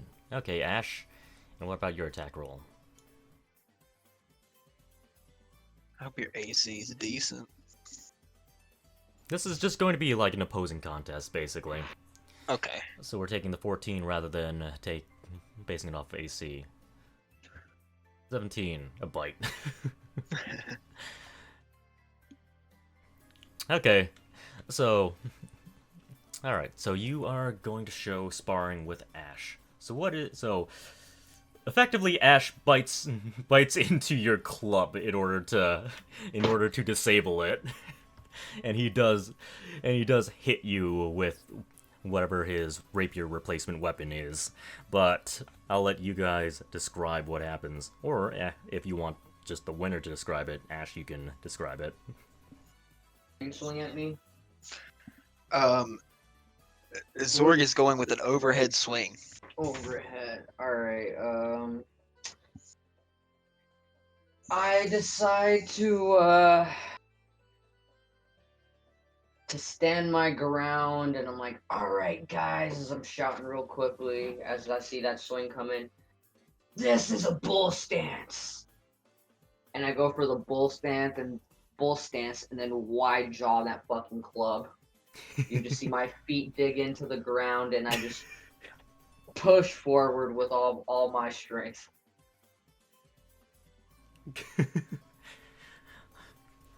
Okay, so you bite down into it, you pull forward? Are you like pulling the club down to the ground, or are you pulling it Yeah, pulling it down forward towards the ground. towards the ground? I'm wanting to like kind of use that momentum and just swing it along, almost like it'd be with how it's going, and I'm pulling it down towards the ground. I'm like doing like a hip check to throw him over my shoulder. I don't know if you'd be able to do that. Yeah, you... With the luck of the draws or the rolls, I did it. Okay, fuck you. Yeah, he did it. Rule of cool. So even though you have an awesome 21 strength score, this lizard man catches you off guard by going with the biting gambit. The bull stance. The bull stance biting gambit as he bites into the club, flings his head up as you fly over. And Zorg would obviously land on his feet. Yeah, you would roll, land with 1 feet kneeling and get up, pat yourself down, because now you got some dirt on you. And Droogle just jokes, "Alright, you guys get that? So if someone's swinging a big club at you, first thing you do is bite into it, and then you throw them over your head." Very good example. And Droogle, and like both of you just kind of chuckle. I imagine all 3 of you probably chuckle. Now, if you can do that, you'll make an excellent warrior. And just so you all know, unless you also are lizard folk, I don't think your puny human mouths can actually bite into a massive club like that. So please, by all means, parry it, block it, or avoid it. I mean, Don't if any break of your you teeth. want to try, I mean, I can help you out. Preferably, I wouldn't want. I mean, if you guys want to try to train with the orc, it's all up to you. But I prefer all of you having a full set of teeth when we finish with this. Did anybody raise their hand? Frankie does. Frankie the kid. Frankie, put your hand down. What? But I want to try catching a club with my teeth too. Frankie, you know you can't do that. I think we're gonna train you more with daggers and short swords. Oh, okay.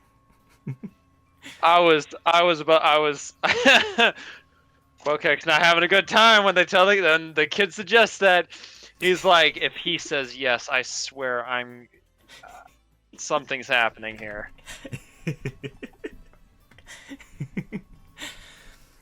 Well, at the very least, Squilkek sees that they're not quite as irresponsible as they seem. Coolcat's not here no more. Murder and destruction. Alright, so all of them begin sparring. Did you want them to spar with each other, or did you want them to spar with you guys? Spar with each other. Alright. Frankie does show some promise, although he can't wield, like, a big longsword. He's actually extremely fast on his feet. It's like, Ash, you have seen him before, and you know that he was a street urchin pickpocket. So he definitely is very experienced with running away and with his footwork. But Frankie, he shows a lot of potential. He is very fast. He takes advantage of his side to go underneath, say, a minotaur, slide between his legs over to the other side and stab him in the back. Zorg will look over at Ash and be like, "He might be good for you to train." I'm seeing that maybe instead of doing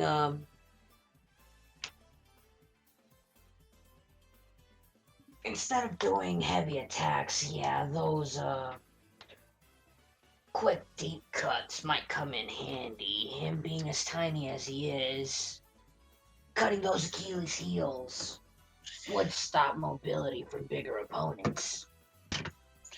You know, I think he'd make an excellent assassin.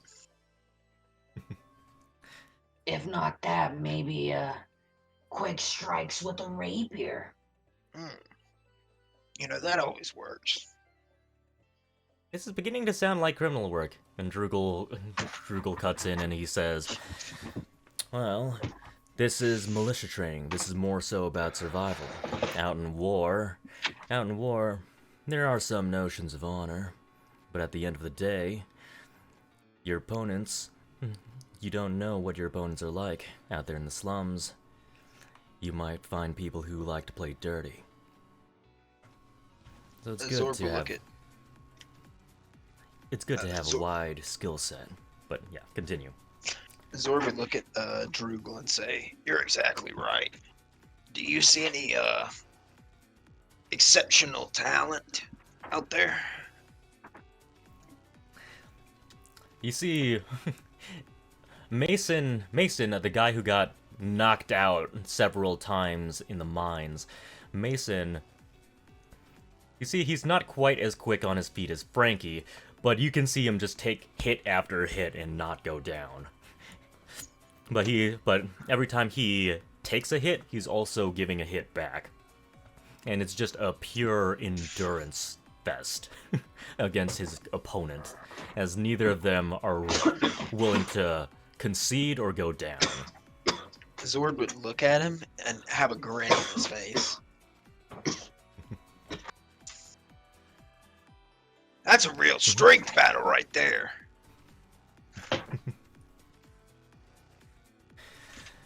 Could improve their footwork.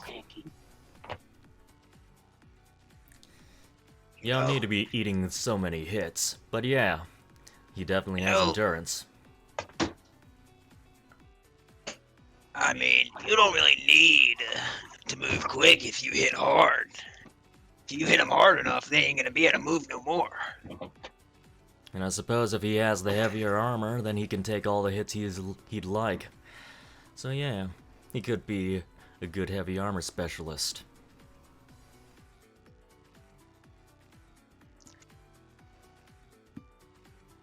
And you said it was Mason, right? Yep, Mason. Mason is the guy who can take hits. Okay. And then you have Boris. Boris knocks a guy out in one hit, directly to the head. And he's a little concerned. Oh, are you okay? And he gets down to the ground and is like, hey. And he he kind of like taps the head. Do we have a medic? Zorg. I cast healing word. Okay. That's just Is that, which one does it need? Verbal or somatic? Yeah, I think it's just one of them. It's verbal. Okay. It's simply just I would say that the closest people would only be able to register as a low hiss. Closest people. Or a series of hisses. Yeah, I'd say with all of the fighting going around, there probably would be. I will lower it to about 10 feet. You might hear some gentle breeze in the wind. You guys, you do see a girl nearby just kind of look at you a little funny. Like, what are you doing? Alright, but after you're done hissing, the guy gets back up.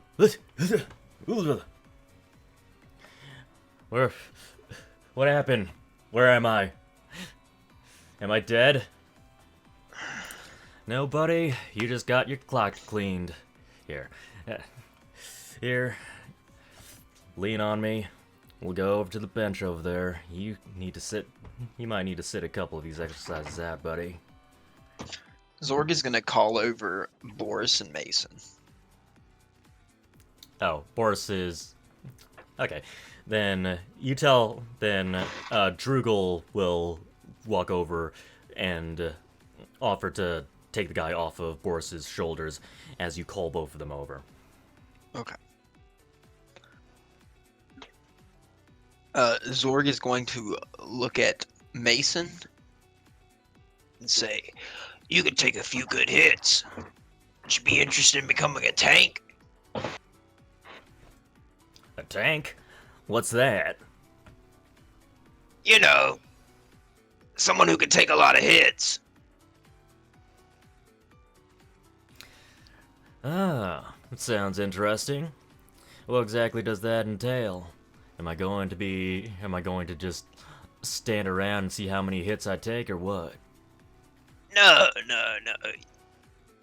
You're the man in the front, taking all the hits for everybody. It's a pretty risky job, but you know, you have the talent.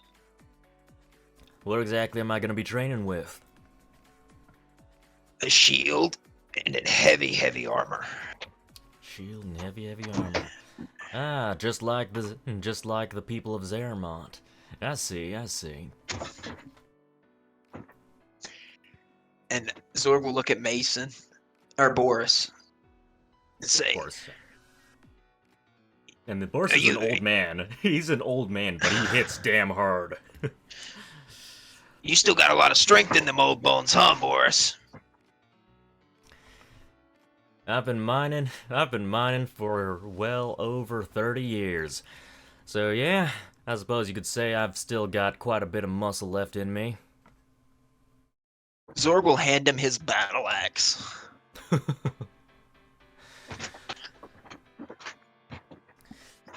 His battle axe. It's not a two-hander, it's a one-hander. Okay.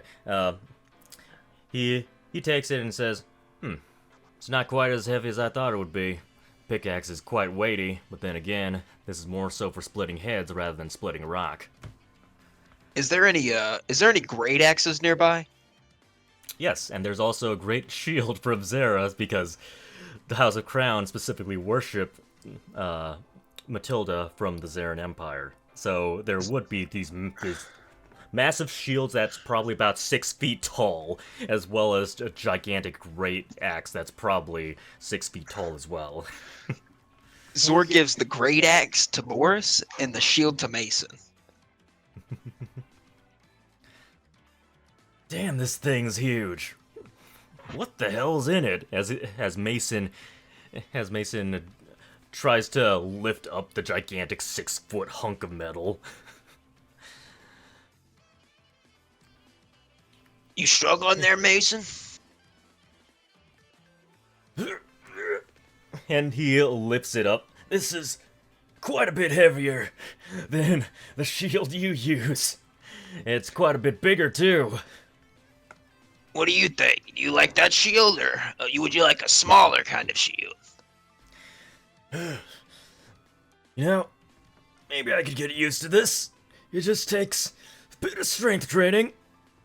You know, good for the body, good for the bones. Alright, well, I'm gonna swing a few attacks at your shield. I want you to brace yourself. Make sure you block them. Alright, you bring it on.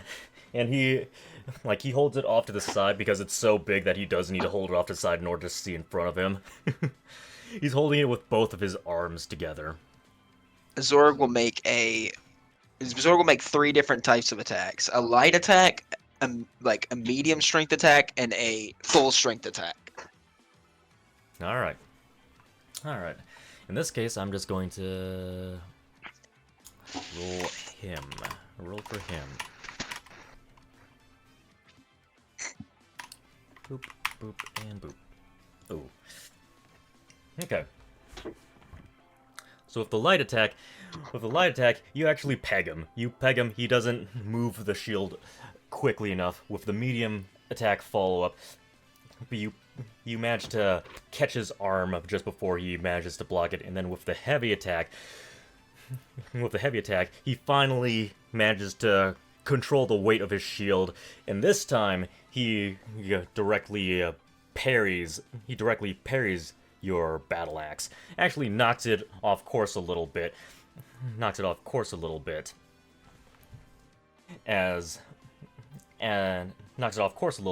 You send him back just a couple steps, but he's still on his feet, even after basically eating 3 hits.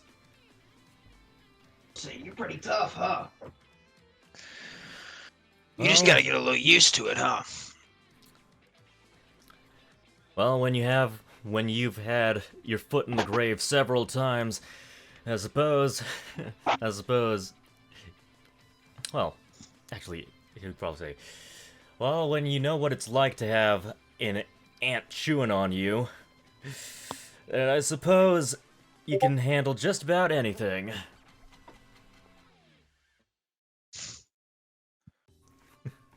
I guess so, huh?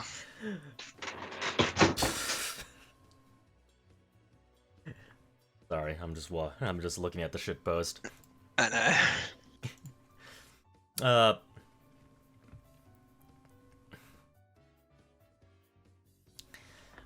And Boris cuts in. Yeah, he's got experience getting his ass kicked by giant ants, and I've got experience cracking their heads. So I suppose it all balances out. I ask Boris to swing a few strikes with his great axe. Okay, alright. With his great axe. Alright.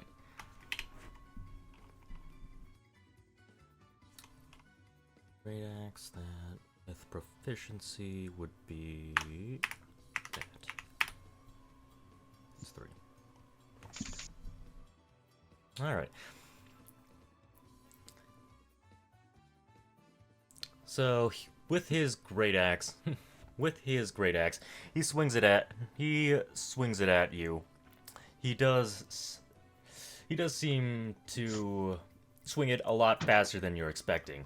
The first one definitely does slam into your shield pretty hard. Like, you can definitely feel the impact through the shield onto your shield arm. The second one, you managed to dodge out, or you managed to deflect effectively. It hits the shield, you parry it, and manage to deflect it. And then he wheels the axe around, and he wheels the axe around a lot faster than you're expecting, and he does a wide swing, and actually knocks you back a couple feet. Zorg will look at Boris and say, "You got a lot of strength behind your swings, old man.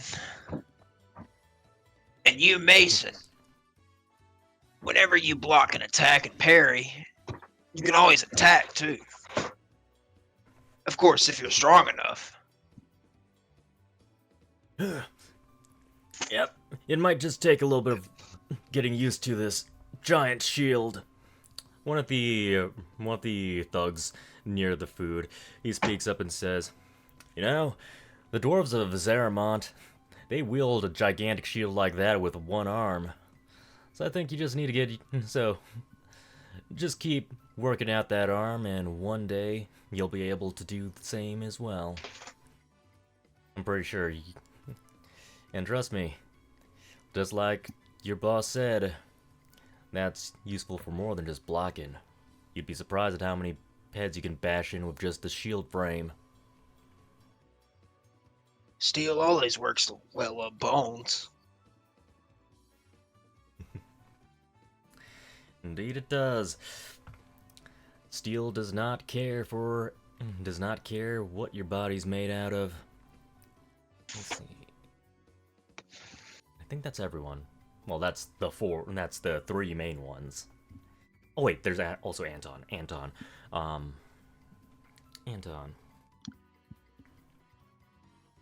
And with Anton, so we've got strength, dexterity, and endurance. with Anton, he's also a bit fast on his feet as well. He's fast on his feet, and his attacks seem to have a little bit of weight to him. He's kind of in the middle between all of the other 3 recruits. Not particularly excelling in one particular trait, but he's good enough with... Zorg will call Anton over. Zorg wants to see if there's a longbow around. A longbow. Okay. Yes, there is a longbow around. Zorg would tell Anton to come over and see how well he shoots. He notches his first arrow. It takes, like, this thing, I believe a longbow is basically human-sized, essentially. Yeah. So, he pulls his bow out. He does take a while to line up the shot, and looks like he's not that used to it. He lets go of the arrow. He doesn't hit a bullseye, but he does hit, like, the second ring out from the bullseye. So close enough. That's not a bad shot at all. I think you do pretty good. How's your mobility with that thing? How's your mobility?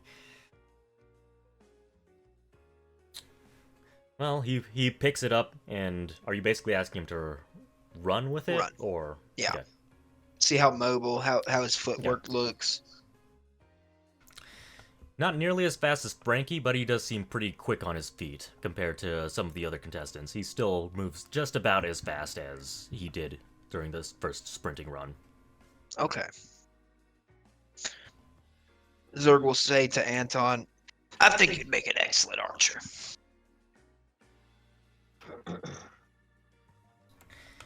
Supporting from the back row. I hadn't thought about that first, but maybe. I'll try to practice my accuracy so I can be a better shot. Gotta make sure you cover your grounds. If you have one guy being a tanker or a defense, You know, having that support from the back. Anton, it's always important to have a good view of the battlefield as well. You're the eyes in the sky. There, the eyes in the sky. Do you think I have what? Do you think I might have what it takes to be a commander, or maybe just a captain? Maybe. But you know, you always got to build up to that point. All right, all right. Well, I'm up for the challenge. I'll see what I can do. And he pulls out another arrow. He tries to take another shot. This one's slightly closer to the circle, but still not quite a bullseye. Well, Zorg says, wow, looks like you're getting a little better every shot. Drugel chuckles and he says, I'd say it's beginner's luck. I'd say it's a little bit of beginner's luck. You're gonna need to train for a little bit of consistency. Because sooner or later, you can't rely on just your gut feeling.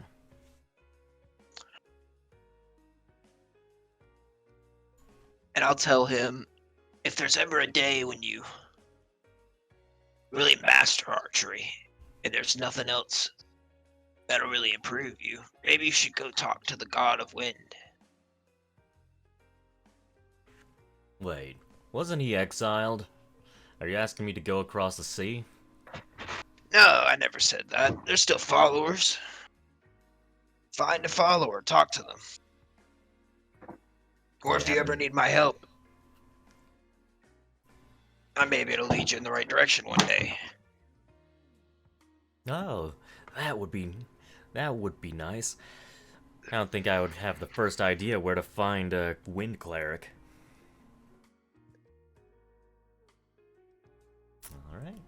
All right. And Zorg will also go over to Boris and say, What do you think about being a berserker? Well, I'm not. Well, I'm not that keen about losing myself in rage. I am interested in being a good frontline combatant, but maybe not so far as a berserker. You know, berserkers don't lose all of their sanity when they go enraged. As long as you have enough will, determination, and a clear goal in mind, you can really achieve anything. Alright. Alright. Well, Berserker always evokes a certain image in your head. But I suppose if you just want me to be, say, a shock trooper, then yeah. I'd be pretty interested in that. And that is essentially what you were. Yeah. I feel like y'all make a great team together. Gotta make a fine mercenary team. Yeah. And they could have me leading them. Well, I don't know about that, but Oh? You think... Oh? You got ideas about leading in their stead? I didn't No, realize you no, were no. interested. no, I don't need to lead nobody. I mean, it's always good to have more friends. I have led men before, but that all depends on your group. Well, at least 3 of them have already agreed to be part of a mercenary group with me. What's one more, you know? Unless you really want me to prove myself.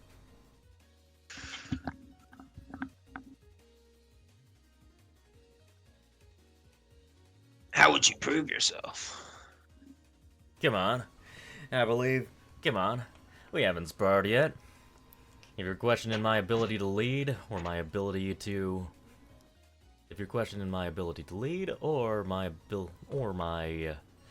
judgment, then we can either spar, or you can see me try to coordinate them in action. We could spar, but if I go all out, you may die. Just don't use your sharp weapons, buddy. Just use one of the training weapons. And besides... Even with those. It's not gonna be the worst thing I've ever felt. Hobgoblins train as a hobby. We're used to getting bruises all the time. Even from Rodinian orcs. Alright then.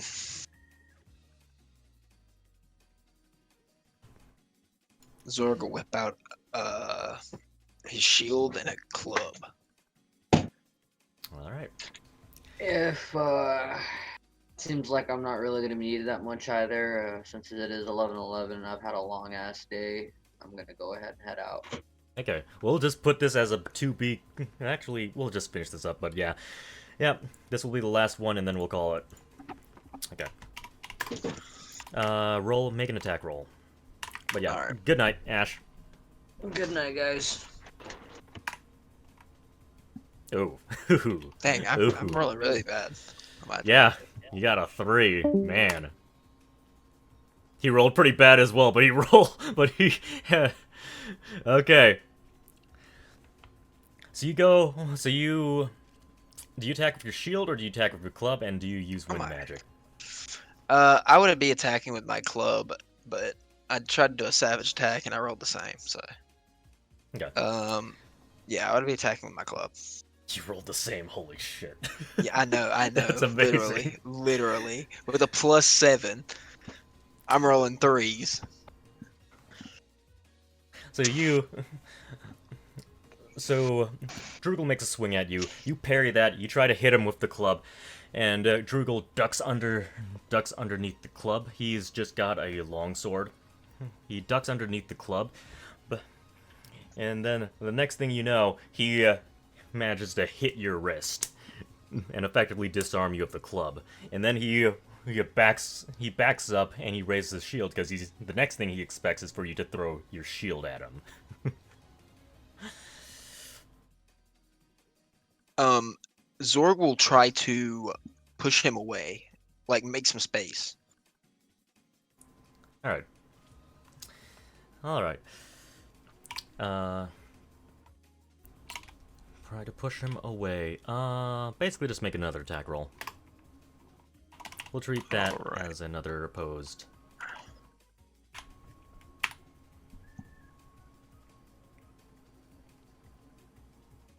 Okay, so he puts his sword up. He's expecting you to throw it. You rush forward with your shield in front of you, and you manage to slam right into his chest. Words, English is hard. You manage to slam right into his chest and push him back a few feet.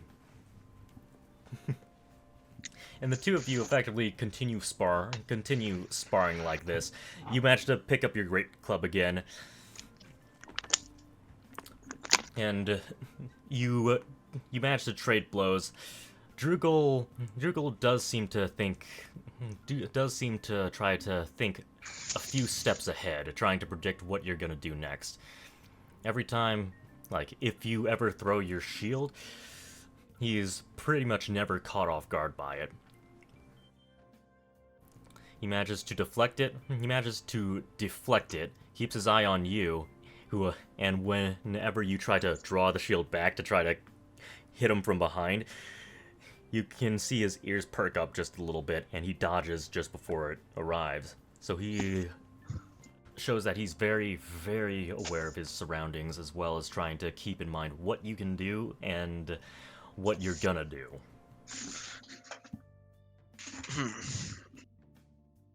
So it's just like kind of like a draw. Yep. He won one round, you won one round, but this is just a friendly sparring tournament, basically. Yeah. Neither of you are really trying to kill each other, and you can see, like, are you going all out, or are you trying to hold back a little bit so you don't kill anyone? I'm holding back a little bit.